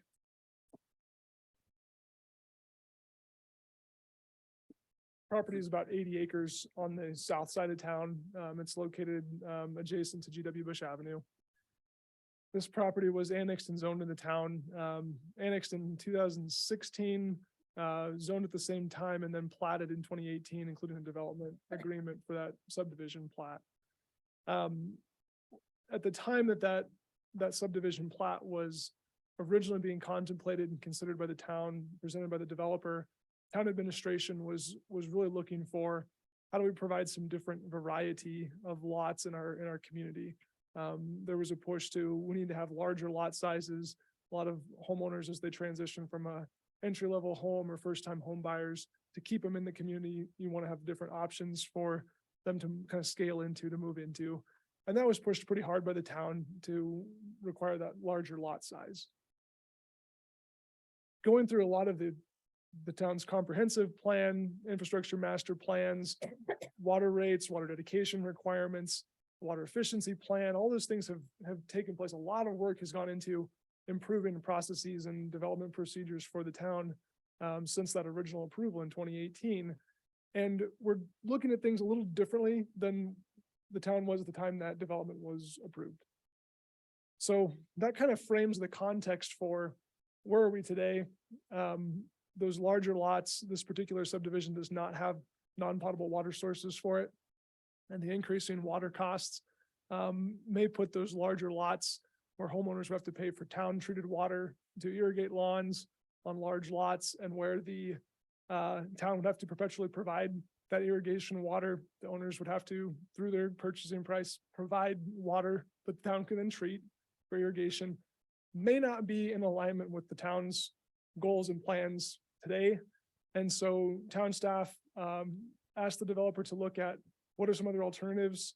The developer took that to heart and said, okay, let's look at this differently and what can we do to help balance that water scenario. So that kind of frames the why. And I think at this point, I'd like to introduce Jen Simmons. I'll let you do your own introduction because I don't want to claim your credentials. But I'm going to run the PowerPoint presentation for that presentation. Same slides that are in your packet. I'm just going to run them through the meeting if I could be advanced to a panelist, and we'll get that up here in just a moment.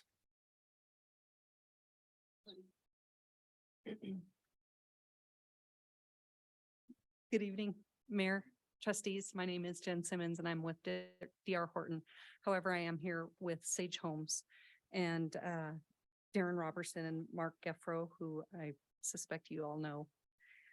Tom Dugan is also here. He's with Pinecrest Planning and Design. And we also had a water engineer with Vidler Water, Andrew Ailes, who helped with many, many calculations that I'm not capable of. So as Cody mentioned, the original plat was approved back in 2018. It has 153 lots and the average size of the lots is 10,292 square feet. So roughly a quarter of an acre. There are many lots that are larger than that. And the overall goal with this application that Cody mentioned is to reduce the overall irrigation, both in the on-lot irrigation and also in the open space irrigation. The proposed average lot size of this plat that you will consider at a later date is roughly 6,517 feet with a total of 211 lots.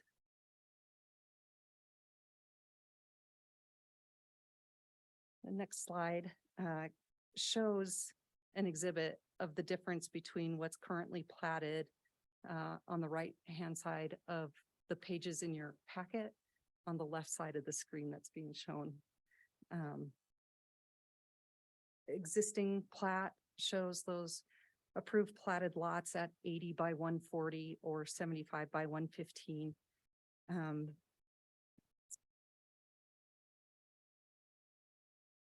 The proposed lots are averaging in size of 6,210 square feet, so quite a bit smaller. And that's the reason for the rezoning, is to allow that smaller size, not to change the type of uses that's currently permitted. After discussing this proposal with staff, we anticipated a worst case scenario of everything being planted as sod. And so that's why, with the exception of the square where the house would be, a little patio area and the driveway, everything is shown as green, anticipating sod, which is the highest water use. And we use the numbers out of Wellington's landscape master plan. So that was an extremely useful document. And it's really, really well done. Your staff deserves many kudos for it. Currently, the approved plat has an average of 7,685 square feet of pervious area. Let me say that again, 7,685 square feet. That's bigger than the proposed lots. And all of that could potentially be sodded and irrigated. In the proposed plat, the average pervious area is 3,910, roughly half the size. We anticipate restricting the landscaping able to be planted in the front and side yards, thereby limiting the amount of water needed to irrigate that. We'll accomplish this through strong covenants, including similar language in the development agreement and requiring builders to install the front and side landscaping. I don't know how many of you actually have bought a new home. When the landscaping's already done, it's less likely to be torn out and redone. A lot of hard work. So that's our proposal moving forward. In terms of looking at the building permit revenue, with the additional lots, there will be additional tap and sewer fees as we are requesting to increase the number of lots. This could help pay for your infrastructure as well as providing just shy of $1 million to the other funds, including parks, roads, fire, and library. The total difference between the platted lots and the proposed lots is just over $2 million. 53 lots could generate an additional $2 million to the town's finances. So again, just a quick recap. We are requesting that there are additional lots able to be platted, that the rezone is allowed, reducing the lot size. We would restrict the use of turf. We would contribute over $2 million in tap and impact fees and provide a housing product that can be attainable to many folks that otherwise maybe wouldn't be able to purchase those larger lots. Happy to answer questions. As I said, the rest of the team is here as well. And thank you for your consideration. Trustee Gator? So does anyone know what we would be looking at roughly with the irrigation needs on the, if I recall correctly, our average use was roughly 7,000. And so I think indoors typically around 4,000 and then outdoor was, depending on the size of the lot, around 3,000. Does anyone know roughly what we were looking at when we were estimating things out on the original lots versus the new proposed lots? Can I, first, I was sorry, shuffling things around. Okay. Could you repeat the first part of your question? Yeah, so the question is what were the numbers we used when we were calculating water usage on the original and then also on these smaller lots? That would, how much was, obviously indoor is probably not going to change, but what was the indoor amount and what was the outdoor amount? You're referring to the graphic that was shown? Or are you talking about the town's process? In general, so I understand like within the proposal, you have the number of lots and the fees. I understand that portion. But the whole issue, right, we're trying to put less of a strain on the water system because there's not a non-potable system, right? They have to use treated water for irrigation. And so the idea is do a smaller area so it's half the size in terms of what's being provided. What were you assuming would need to be used in terms of water use on the original lots? How much water is going to be used monthly roughly? And then how much on the proposed smaller lots? I don't know that have you guys, has your analysis looked at the gallons? Would that be a helpful metric? I don't know if those numbers are available for this. I think the intent was to present the conceptual ideas as opposed to the specific numbers. I will also say too that town staff we hear the request that's being made to look at the water differently. Mhm. We did encourage some different ideas for how to look at how we use water in areas where water is scarce, like a subdivision with no non-pot system. Mhm. But I also have to admit that town staff has not agreed to any numbers specifically. Those are Sure. things that are still being vetted, and that really wasn't appreciate the question. It's a good question. We're definitely Okay. taking some notes, but that was not something that we intended to answer tonight just because Okay. we didn't want to get into a negotiation for Sure, no, future and meetings. Trustee Mason's Uh, got something to say. Yeah, Trustee Gator, I might be able to help you with that. My lot size is roughly 7,000 square feet. I use approximately anywhere between about 8,000 to 10,000 gallons a month during the summertime. And I was just gonna note, some of these lots are 19,000 square feet. 80 or 90 feet by 140. So what we're trying to do is take those lots and make more open space taking them down to 54 feet and only 110 feet deep. So there's actually more open space between the meadows and the back of the lots on the other ones. And so the HOA can maintain irrigation of dry land grass, which then conserves water too. And we really feel like with the development agreement and strong covenants and the builders installing the landscaping, we can control and maintain a certain amount of water can only be used on the front and side yards. Okay. So that's So really, would the HOA be able to use non-potable water on the open space, or would they still have to be using treated water? we talked about using treated water to get it established and maybe renting a fire hydrant and putting in an irrigation system, but then in a year or two after it's established, being able to pull that. Yeah, because it's gonna maintain itself once it's established. Okay. Similar to the native grass that we did along Highway 1 on Sage Meadows. It's coming in great. Okay. So. The reason I bring that up is that I understand like we're reducing the lot size, which makes sense, but I think that it's something to consider is when we're reducing the lot size, we're also increasing the number of lots. Right. So if we're using double the water, then it makes sense to do that. But if it's not double the irrigation water that's being used, are we actually using less water because we're taking more shares? We're requiring more water for indoor use before it comes in that. So that's why that Yeah. I think that we need to look at that because That's fair. there's multiple sides to it. Yes, we're using less water on one lot, but we're also increasing the number of lots by 62. So there's going to be a lot more lots using water, which are using, yes, less exterior water, but they're also using that 3,000 to 4,000 gallons average interior water use as well. So, Well, that's when we'll have the water engineer be able to work with town staff. Okay. And that's what they're doing. We didn't feel like tonight. Sure, was the sure. time, but we'll be able to have that information. I concur. Those are certainly the questions that town staff is asking. And again, we specifically told the developer and their team that we didn't want to get into those conversations tonight because those conversations will come before the board at a later date, and there will be much more detailed information available for those. We haven't forgotten about it, but tonight just was not the right setting in a work session, but good questions and we intend to answer all those. Yeah, good questions, trustee Gator. Do you have anything further there? Or? the only other thing that I understand, I appreciate you guys trying to work with our water situation, that is, and my only concern is that trying to build more smaller homes. It's nice to have that variety. That's something we've talked a lot about, and not just having all the smaller, trying to figure out the mix of that. And obviously, I guess there'll be more of a conversation, but that's the only concern I have is that if we keep putting in smaller homes, does that take away that opportunity to have some of those larger homes? So I don't know the answer to that question, but I think it's something we need to consider as we go forward. And Say that, I mean, there's other sites that can be better that might be coming forward that can have larger lots and a better mix. And we can still build a 2,500 square foot house on these small lots. There's a product out there for it, and it's more attainable for the home buyers. Okay. Right now, it's really not. I also want to point out, guys, and I apologize, I've tried to make it to every meeting. I am going to be out of town, but yet staff, we're trying to get this thing in motion. So Mark Gepro, Mark and I work together, will be at that July 11th meeting. I am going to be out of the country. So that's kind of why we set this work session. So I Sure. appreciate letting us get in front of you guys. trustee Teets. I would love to walk through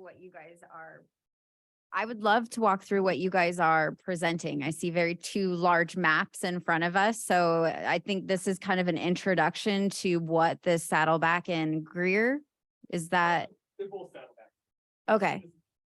Okay, perfect. So I would love to see an introduction to what they kind of tentatively planned and what the new plan is, because this is my understanding. This is an introduction to the Saddleback. We are going to be hearing a lot more things come before us eventually.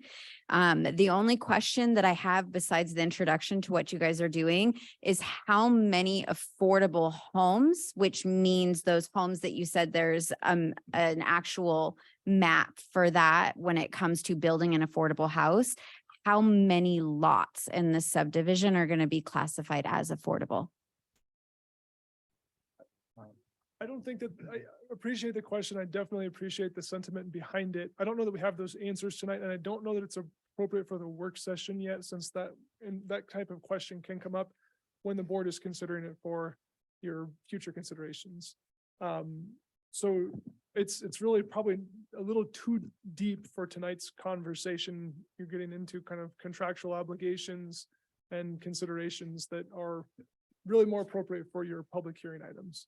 Our intent was to provide the background context for the subdivision and the basic premise for the subdivision as opposed to the nuts and bolts and specific numbers and figures.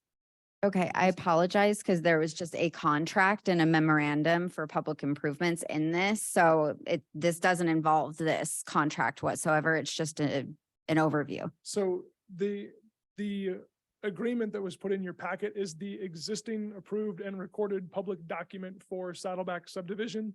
There's Got it. nothing secret about that. That's the existing agreement for the current lot layout for the subdivision. Okay, so this is not the new presentation of. That's background information. And my apologies, because I definitely could have covered that earlier. In there, so I just wanted to make sure. My apologies for that oversight. While we're on that topic, the agreement that's in your agenda packet is the existing approved development agreement.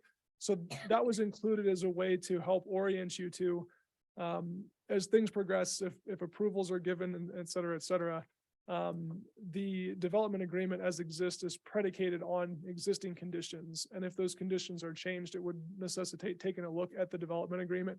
So we wanted to put it in front of you. It's 14 or 15 pages there's a lot of meat in there.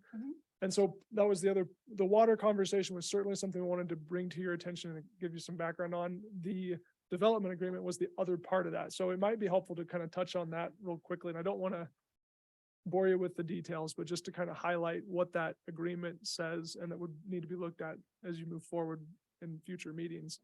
But it's noteworthy, and I provided just a really brief overview in your agenda packet in the memo. You can see this site has a lot of moving pieces to it. Just to kind of highlight for you the way this was looked at in the past, this subdivision is adjacent to subdivisions that were being developed during the recession. A number of those lots sat vacant, changed during foreclosures and other things, vacant lots. And not being able to find a clear record on exactly what happened when staff did, some digging into this, we look back, we couldn't figure out why didn't Ronald Reagan Road get extended from McClellan all the way east to the edge of the property line, which is a typical requirement of the town. Same thing was true with water line loops, sewer lines should all be extended to the edge of property when a development is proposed and built. GW Bush Avenue did not get paved and improved all the way to the end of the property line. So when the developer came to the town in 2016 to 2018, staff was looking at why didn't these things get done? And we made those obligations of the development to provide that. Development pays its own way. In this instance, probably the prior subdivisions should have paid for some of those improvements, but they didn't, and we couldn't figure out exactly why. We said the town can't absorb those costs. Development has to pay its own way. Made this development agreement say that the developer has to make those improvements, including off-site improvements for Ronald Reagan, for GW Bush, a water line loop. There's oversizing for sanitary sewer that was identified as a need for areas to the north as they are annexed and developed in the town someday. That they will need to have capacity to convey those flows. So there's an oversizing for sewer included in this agreement.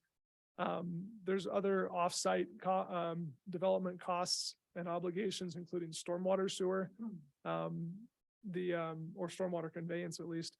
There's existing historical flows from the north that kind of pile up on Ronald Reagan Avenue currently. And as the roads improved, we required the developer to not only build that roadway in a way that would allow the historic flow to pass, but they have to make it better. They have to accommodate all that offsite in addition to their own onsite stormwater drainage, and it has to be sized appropriately, which included making that channel or swale larger to accommodate those flows. So there were a lot of moving parts with how to handle existing conditions that this development was had to carry the burden on. And then we had the same conversation about Ronald Reagan Avenue, if I can lean over and point. This section, you can see that the road, Ronald Reagan Avenue, is shown on and platted to extend straight east. And if you're familiar with that site or looked over there, that straight road going east is going straight up a pretty steep hill, which is really not typical of designing roads straight up. But we couldn't require the developer to plat a road off of their property. We do anticipate that road alignment will change in the future. And so because development is required to extend roads and utilities to the edge of their property line, we identified this platted roadway as not being the likely location for a future road. It'd probably come north and kind of curve following the contours of the land. But the development can't just ignore the problem and say, well, we didn't do it and there's no money to do it later. So we required in the development agreement a cost estimate and escrows for those funds to be available when the next property comes to develop. There's money in the coffers that this development would have otherwise been responsible for, but not knowing what that alignment was going to look like, the town will have the funds in escrow to help pay for those improvements for future development. That's in a nutshell. Complicated, there's a lot going on. And that was the reason why we wanted to introduce you to these concepts before you're also being presented with, here's the plat documents, here's your public hearing procedures, here's all the things that you have to consider and weigh in making your decisions. We really just wanted to take an opportunity to introduce you and give you a chance to digest it and ask some questions. So with that, I would gladly answer any questions, keeping in mind we're in a work session discussion. My apologies for the confusion earlier, but I can certainly help answer any questions on background involving this development. Any questions on background? On background of this development. Maybe. Our quick question, and I don't know if this would fall within it, square footage of the homes that you guys are looking at building over there? And also too, is there green space between the meadows and the new addition? And the last question will be for Cody. Traffic. It's a horror show over there right now, trying to get onto the bridge and get out of town. You're going too deep. Okay. So let me start with the open space. Yes, there's open space currently with the approved plat. I believe it's roughly 60 feet. Now we're gonna take 40 or 50 feet out of the back of the lots that back up to the meadows. So now there'll be 90 to 100 feet of open space. That'll be dryland grass conserving water. And the second, square footage of homes. Honestly, I see the square footage of a home being able to still do, 2,700 square foot 2-story or a 1,600 square foot ranch. Yeah, so I don't see a lot of 3-car garages, but I see a lot of 2-car extended garages or deeper garages. But again, there's a product out there that's more attainable, more affordable housing with this change in conserving water. So. And just so I'm at the microphone, you asked another question about traffic, and that is certainly a consideration, but it's going to come before the board in public hearings, and more information will be presented on that. That's just a little deeper than what we were going to cover in a work session, but we understand that it was a topic that will be discussed in the future.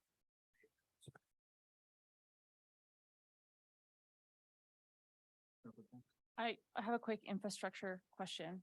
So the wastewater treatment plant is southeast from this location, correct? Straight south. Yeah, it's pretty straight south and Okay. And our wastewater flows to the plant, or do we have to pump it to it? this particular subdivision would be gravity flow. So it would just flow naturally? Mhm. Okay, that's it. That's my only question. I mean, Subject to Like- engineering, design and approvals, but yes, that Sure, it would, yeah. gravity flow is the intent. yeah, correct me if I'm wrong, but there's that little brick semi place right there. That subdivision is gonna go right there. That's the plot. Yeah, Already approved and platted, yeah. okay. Trustee Mason? I've just got one question, and really it's for clarity for the residents. I think I already know the answer, but these will all be single family homes and not multifamily homes, considering it's being moved to R3. The existing subdivision plat is for single family. The new proposal that isn't yet presented to the board, but will be, includes single family detached homes.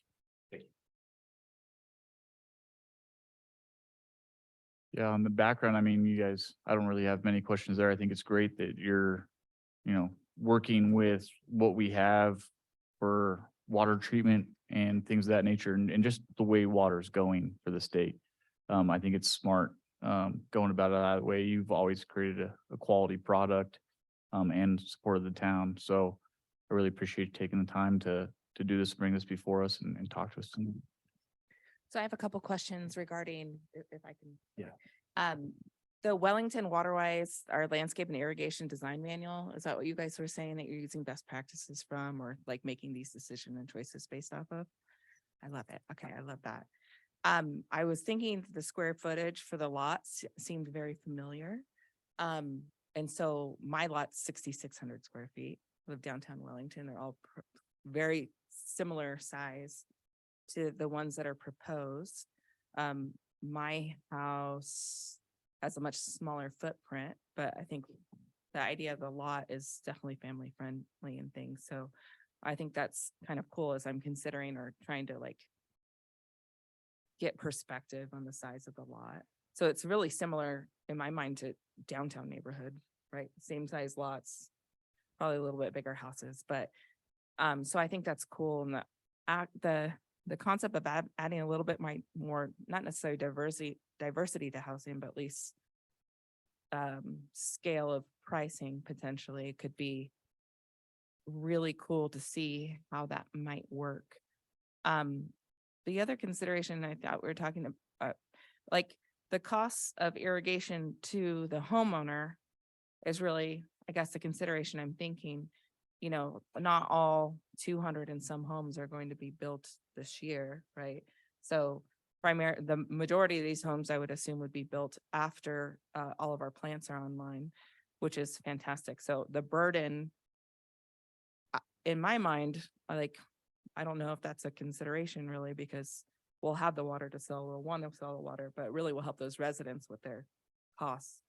I think that's great. I used to live in Park Meadows, so paying for outdoor irrigation, it would be rough. So I understand how that might be. So, but I'm really excited to see people use our manual. I think that's great. I don't have any other questions other than I wanted to provide some of that perspective of lot size to where I live. Perfect. Yeah, nice that we held up on this site. Probably 2.5 years ago, Cody came to me and said, stop, we can't do it. We can't do it with the water. This site would have gone through, 2 or 3 years ago. We're glad it didn't, because look at what happened now with all the water situations. And how can you imagine being the home buyer that has a 19,000 square foot lot? Yeah. So, but yeah. Any further questions on the background or what was presented? I don't have any questions. I remember when we did that, and the intent was bigger estate lots, and the concessions were because we were in an economic downturn and we are trying to encourage more residential homes with the hope that more residential homes would bring more commercial business. So I think that we're willing to evolve with how the community has evolved. So it's an interesting product that you've presented. My only one other question is do we have a requirement for the irrigation related to non-potable written? Is that written into the town's thing? And does their contract previously supersede if we do have that the developer must have the raw water to water the irrigation? So good question, but I think it's twofold. And I'll start by saying that at the time of this original approval, as I kind of introduced earlier on, the town hadn't been through its more recent processes of looking at comprehensive plan, land use, water efficiency, infrastructure, master plans, all of those things, water rates.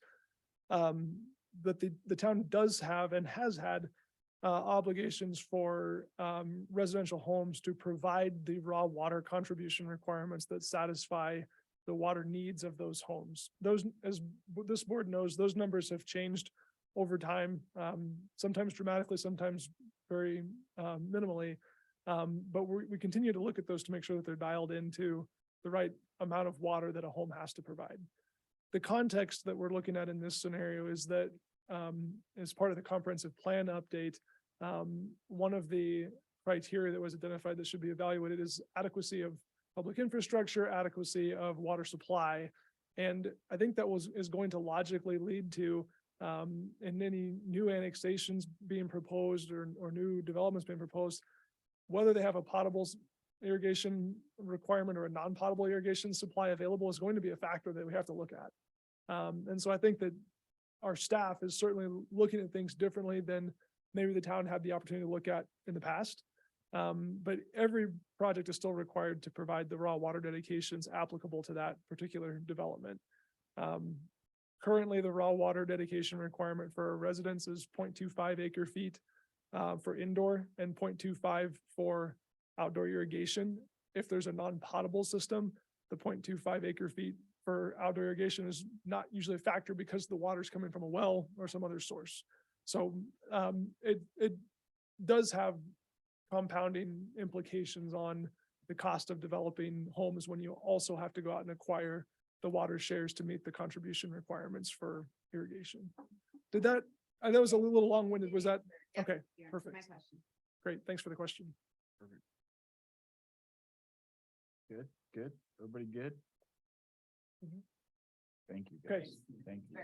Thank you. Yeah, I hope this was helpful. It was intended to be a overview and there will be more forthcoming. As one of the residents mentioned in the public comments, the town has sent out notices for public hearings for this development. The date changed, as you know, you're going to be at CML. So we are going to be re-advertising that public hearing for the board to consider this, and it will be for July 11th. So thank you very much for your attention this evening. Thank you.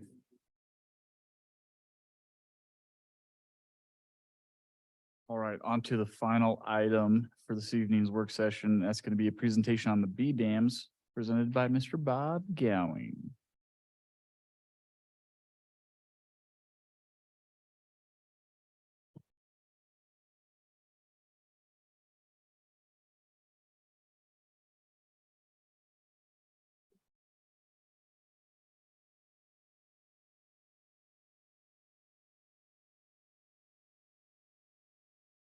Bob, it's awesome to see you without a cast on your leg. Yeah, I'm walking sort of. So thank you. Thank you. That's nice. Did you promote me? Yeah, did it show up?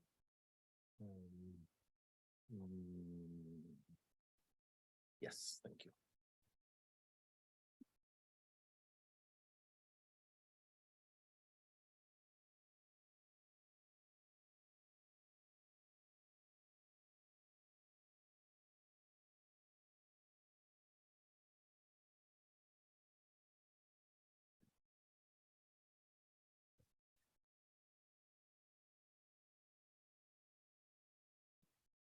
I'll just share my screen. I have it ready. So we're good. Just tell me when the book starts. Okay, let's start. Good evening, Mayor and trustees.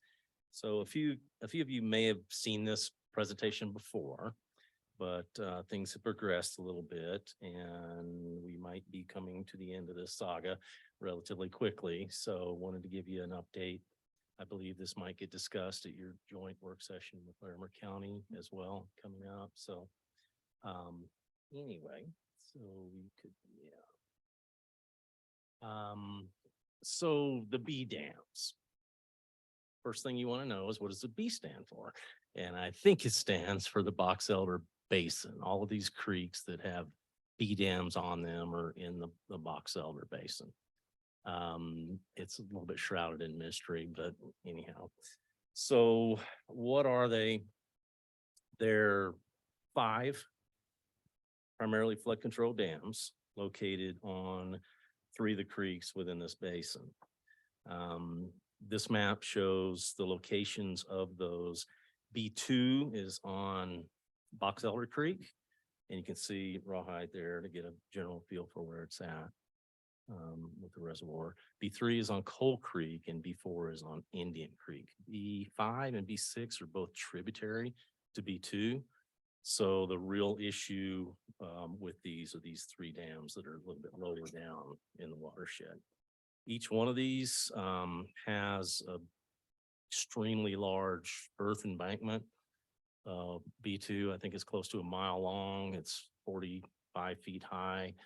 A primary outlet structure, an emergency spillway. And they do provide extremely efficient flood control. For instance, B2, the 100-year flood flow rate coming into B2 is 17,000 cubic feet per second. The 100-year flood coming out of B2 is a little over 300 cubic feet per second. So they're like outrageously effective flood control structures. They were built by the SCS, which is now the Natural Resources Conservation Service, NRCS. The sponsor at that time was North Poudre and Larimer County. So SCS is primarily an ag-oriented federal agency. And so the primary purpose was for ag purposes to protect some of the farms downstream, but they also serve they also protect some of the communities. So Wellington, Larimer County, Fort Collins, and Tinmouth are all reaping the benefits of these dams. So just to emphasize the importance of these dams, that first bullet point there, I've gone on to the second one. I'm sorry. I keep thinking I have control here. So that the difference between 17,000 CFS and 300 CFS is huge. So this weird looking map here is one of the exhibits that came out of one of our reports. And you can see Wellington is, I can't point, but it's underneath the blue blotch that's kind of midway. Yeah, that's Wellington. The blue blotch. It's the white blotch underneath the blue blotch. So that would be the 100-year floodplain if B2 were not in place. In other words, about 3/4 of the town would be in the 100-year floodplain. Almost half potentially in the floodway, which is completely undeveloped, right? So it's Wellington just wouldn't be able to exist without these B dams in place. There's also several important floodplain management tools that they're based on the assumption that the B dams are functioning and in place, including all the Box Elder Stormwater Authority improvements. Without the B dams, those don't even come close to doing what they were designed to do. The floodplain mapping from the NFIP, the FEMA's regulatory floodplains are all based on the assumption that these dams are in place, which is why our floodplain is this wide instead of this wide going through town. And of course, all the master plans that people have done, really any drainage project that's near these creeks, they've all been designed and constructed under the assumption that the B dams are there. So they need to stay there, is the idea behind that slide. In the mid-10s, 2010s, B2, B3, and B4 were reclassified by the state, the SEO, the engineering office, to high hazard. That's the highest hazard. That means that there is the potential for loss of life, damage to property, the highest level of potential flood risk associated with that. So dams are basically designed based on how much damage they can do when they fail. And so you have to design to accommodate a certain size of storm event. And the NRCS's requirement was what's called the probable maximum flood, which is anywhere between 20 and 30 inches of rainfall in a period of time, an individual storm. Excuse me. So back then, the NRCS came back and said, these dams have been reclassified. We need to do some improvements, or the state engineer's office is going to ask us to remove them, which would result in the previous scenario I was describing. So they went through, I don't know, a couple of years worth of work with all the local sponsors that are involved now. Wellington doesn't seem to have been involved back then. I can't really find any evidence that they went to any of the meetings, but Larimer County, Fort Collins, Tinmouth, North Poudre, and of course NRCS. And their standards, their design standards are such that resulted in a series of projects of about $30 million.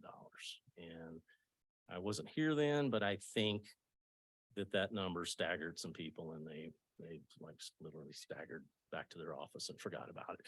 I don't know that anybody was able to come up with that kind of money at the time. So next slide.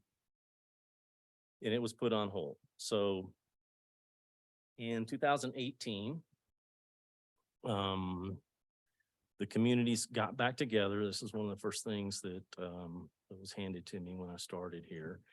And those communities, again, NPIC, Wellington, Tinmouth, Fort Collins, and Larimer County, so we got together. There was kind of a stakeholder group that had some finance directors and people like that on it. And then the technical evaluation committee that had one representative from each of those communities. And I was on there for Wellington. And we decided that there might be a better approach towards designing these improvements. And we talked to the state engineer's office, and it looked like there was some potential for being able to kind of downsize or reevaluate the hazard, the risk associated with these dams. And so we hired a firm called SEH. Go over one next slide. And in cooperation, there was an agreement back then where all 5 of us decided to kick in $50,000 to hire a consultant to relook at this whole mess that we've gotten ourselves into. Part of that was working very closely with the state engineer's office on kind of a new approach to dam design or dam, I should say, design criteria, which is based more on, well, we'll get to that in a second, sorry. So anyway, so we reviewed all the existing information and we wanted to determine if additional modeling was needed. Wanted to get with the state engineer's office and kind of get the feds out of the picture because of the standards that they were bringing, and develop some kind of potential cost sharing proposal for achieving these improvements. And I think that's where it collapsed last time. So Kelly, the next slide. So the results of that study, and again, this was kind of cooperation of the TAC, the state engineer's office, and SEH. But the state had kind of a different approach that was more based on, instead of just kind of setting a particular design event, storm event, it was based on looking at probable failure modes, the consequences of that failure, and potential mitigation measures, and putting that data into almost kind of a matrix where there was a bit more of a sliding scale. There was more nuance in the way, in determining the improvements that are required to meet the rules of that, of the state engineer's office. So the results of that study, and I have that study back there, it's 564 pages, were that B2, B3, and B4 all have a low failure likelihood with a high probability of loss of life and property damage. And it's that low failure likelihood that's the key part here, right? So generally speaking, these dams are very robust, and it's going to take a really large storm to overtop the earth and embankment so that it might fail. Some of them only overtop by a foot or two, right? Some of them, that they all function right up to pretty close to the PMF, or the probable maximum flood. And so that those combination of factors kind of allowed the state engineer's office to say, well, you don't have to improve this to pass the PMF, because there's things you can do to mitigate this. And those mitigation measures were a flood early warning system, which consists of rain gauges and depth gauges, and it's real time. And people like us can look at that and then do things from that data, evacuations, road closures, things of that nature. An emergency action plan that we've all bought into, and an operations and maintenance plan. So though that was all good news, right? So then we immediately were able to kind of start focusing on the solution and what it cost.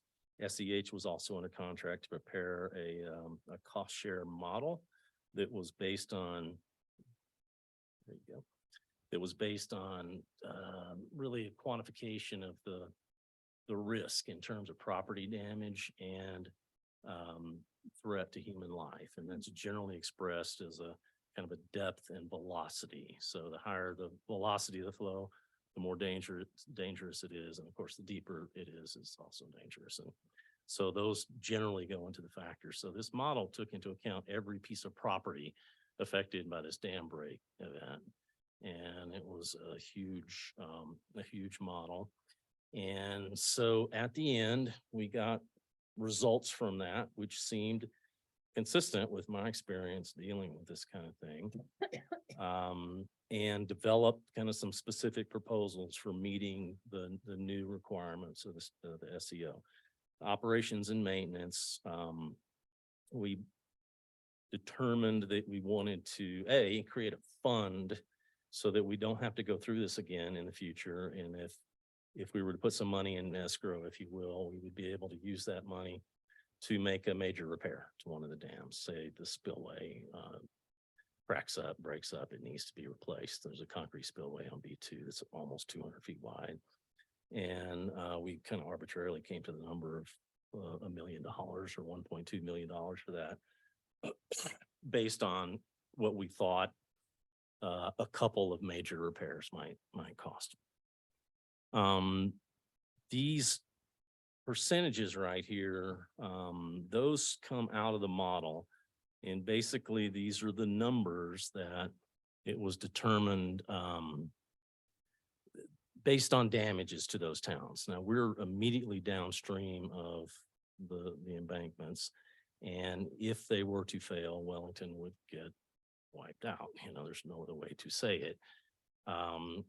That breach event would just not have as much impact on Larimer County or Fort Collins because they're further downstream. A flood wave like this kind of attenuates as it moves downstream, and Tinmouth as well. So these were the numbers that were based on that, really kind of a financial damage model to determine how to break out the cost to the various participants. So these numbers apply or are proposed to apply to the creation of this fund and to the emergency action plan, the additional cost for that, and the annual operations and maintenance as well. We're basically going to glom onto Larimer County's existing, they call it an early flood warning system, and the capital expenses for including the monitoring that we need and the computer power for that is about a total of $100,000. So we split that one 5 ways. So 20. So we might have touched on this in the budget discussions, but we did, knowing that this was out here, we went ahead and put it in the CIP in the 5-year plan in the budget. So it's so these numbers right here, which are the results of all those calculations that we just went through, are in the budget, and they haven't changed since then. So you can see that, you know, the total cost to us over the next 5 years is that $487,000 number. That will be the time that this fund is established.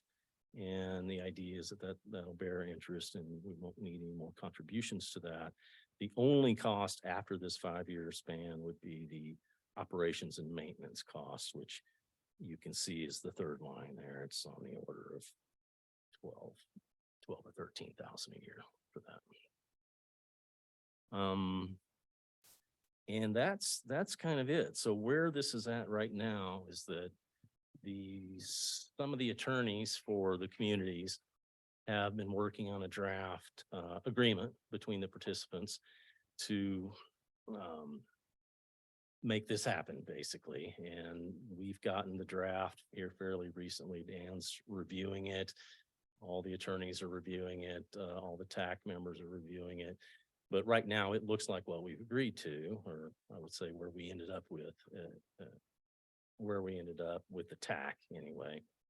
And so wanted to bring that and see if you guys had any questions or wanted to know more. Trustee Teets?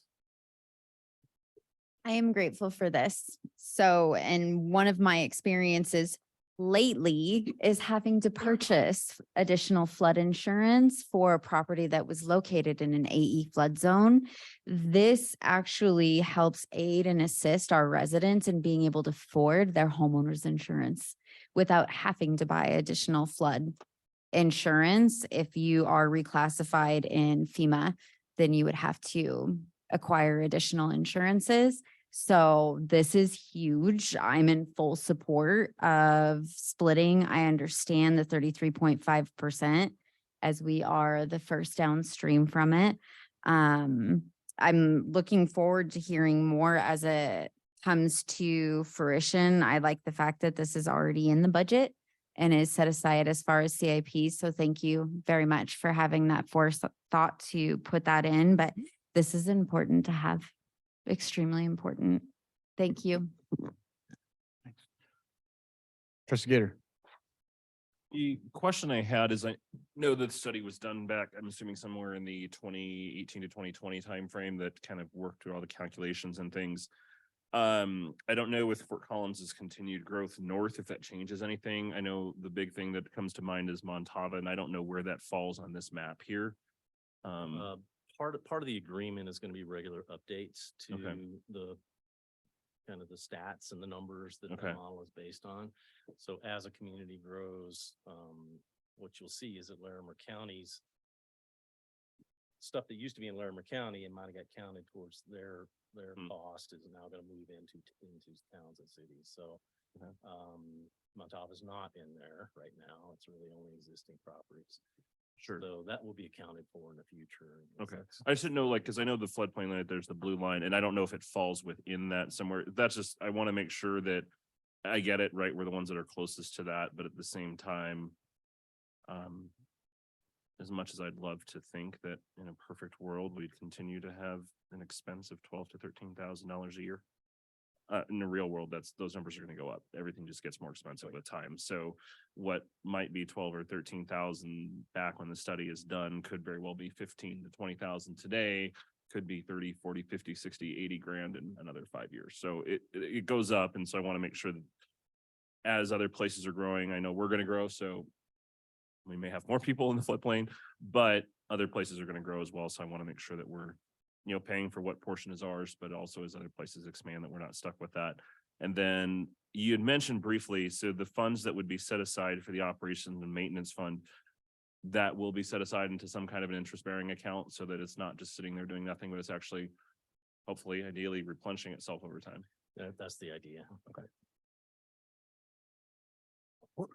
The percentages that are at least in the current draft, I want to say the percentages are updated every few years, and then I think every 5 years, the overall calculation method is kind of reevaluated. So there's at least an intent to look at that on a regular basis. Okay. But that's all, the details is how that might be done is being. Right. So negotiated. question, with us having the higher percentage of decision-making, is that just each body gets one decision, even though we're paying the 30% of the cost? That's so we're paying 30% of the fees. But if we're getting, does it make sense if there's Yeah. everyone gets, 20% of the decision, but we're paying 30% of the cost, that's another.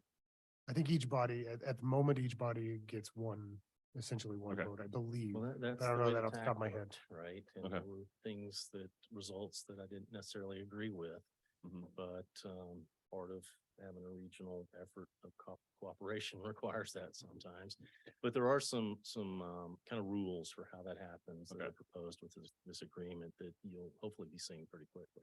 I guess the big thing that I want to make sure with is basically if we're in a position where we're going to be forced to expend more money on the part of the town, I guess maybe that comes back to us as a board to approve, but that we're not forced, we're not forced into paying more of this agreement that really is not to our benefit by the other members of the board. But it's like, hey, well, Wellington, you're at the higher percentage, so you have to pay more of this, even though it's not beneficial to you, that makes sense. I want to make sure that we're protected because we're expending 30% of the costs on everything. Couldn't agree more. And that's one of the reasons this took so long. Out of curiosity, is this project tied in with the Box Elder Stormwater Authority? No, not really. It is in the hydrologic sense, right? If this project doesn't go forward, these dams have to be removed. And in that case, all the Box Elder Stormwater Authority improvements are non-functional at that point. Because the amount of water they were designed for is going to increase by a factor of about 100. But no tie in terms of relationships or anything like that. Not, Totally separate. Yeah, but I did know that. I did know not to attach this to the authority. It's just such a significant risk, right? And we're the most impacted, so I appreciate that we've been actively involved in this whole process at this point. And I mean, we're gonna have to do what we do to make sure our residents are secure and safe. So I get it. I'm just curious if there's any other potential models that could be utilized. I know this one seems like it's very significant and a lot of work has gone into it. I'm curious if there's any other way to look at it for the cost sharing of like people impacted or, you know, I don't know. This is so complex, but I'm just curious if there were different options to say 33% here, but this separate model really says this, and could we negotiate somehow? I don't know. I have no idea what I'm talking. But if there are alternate models to consider, then maybe we could have some It is negotiating power. really complicated. Yeah. There was this whole range of factors around potential loss of human life and then other factors about property damage, and all that is generally based on the hydraulic condition that's created at those various spots. And that condition gets milder as you go downstream. It's that way with all hydrology. Makes sense. Just throwing out there like different weather models or, you know, they have those kind of things. So. But we did actually use what I would say is probably state-of-the-art model, which the SEO had been working on. So we kind of almost piloted this with them, and the results speak for themselves in terms of where we're at. Well, Director Gowing, this is a heck of a lot better than 30 million bucks. So I think that's good. I've only got one question, and that would just be, is there any possibility that one of our partner communities could pull out of this agreement or anything like that? In the real world, no, because they're as concerned as we are. Fort Collins has a lot of money put into flood control improvements, which would kind of become worthless at that point. So I would say that the issue is probably going to come down to money and authority and those kinds of things, which are, you know, typically the real issues that kind of stymie things. But the agreement or the draft agreement that we've got right now doesn't really allow for that. But you guys will see a lot of these details here pretty quick. Great. Yeah. Pro Tem? I asked my question. I was making sure. Rest of we get. Appreciate all the work that's going in there. I've been out here 30 years now, and I think I've been through the 97, 98 flood, whatever that was. And I lived right over there next to it. 96. Nine- Spring Creek? Right, that one. And saw the one that hit Longmont, and I mean, it's amazing. You wouldn't think, you start talking about 20, 30 inches of rain on the event that would cause it. You think it's pretty much non-existent, but it can happen. So I'm glad we're being proactive, and I sell flood insurance, and I know it is, and I know it is not cheap. Well, we're not trying to put you out of No, business. no. I hope you do on that. But yeah, and the bad thing about flood insurance, it really doesn't pay that well. So it's better to mitigate it up front. So appreciate what you're doing. Oh, yes. There's a lot of guidelines to it. I think you have to have 3 adjacent properties being flooded at the same time for them ever to cover. So it's pretty particular, but Like an thank you. extended warranty on your car. Absolutely. No, I mean, this is exciting. It's nice to see it starting to come to a close. You've put a lot of time and effort into this. So thank you for doing that. And Dan That's working my with the other job, after all. attorneys. Yeah. It's, I mean, we've had good questions. Yeah. I think we'll just continue giving us updates and we'll see what we got to do and get this taken care of.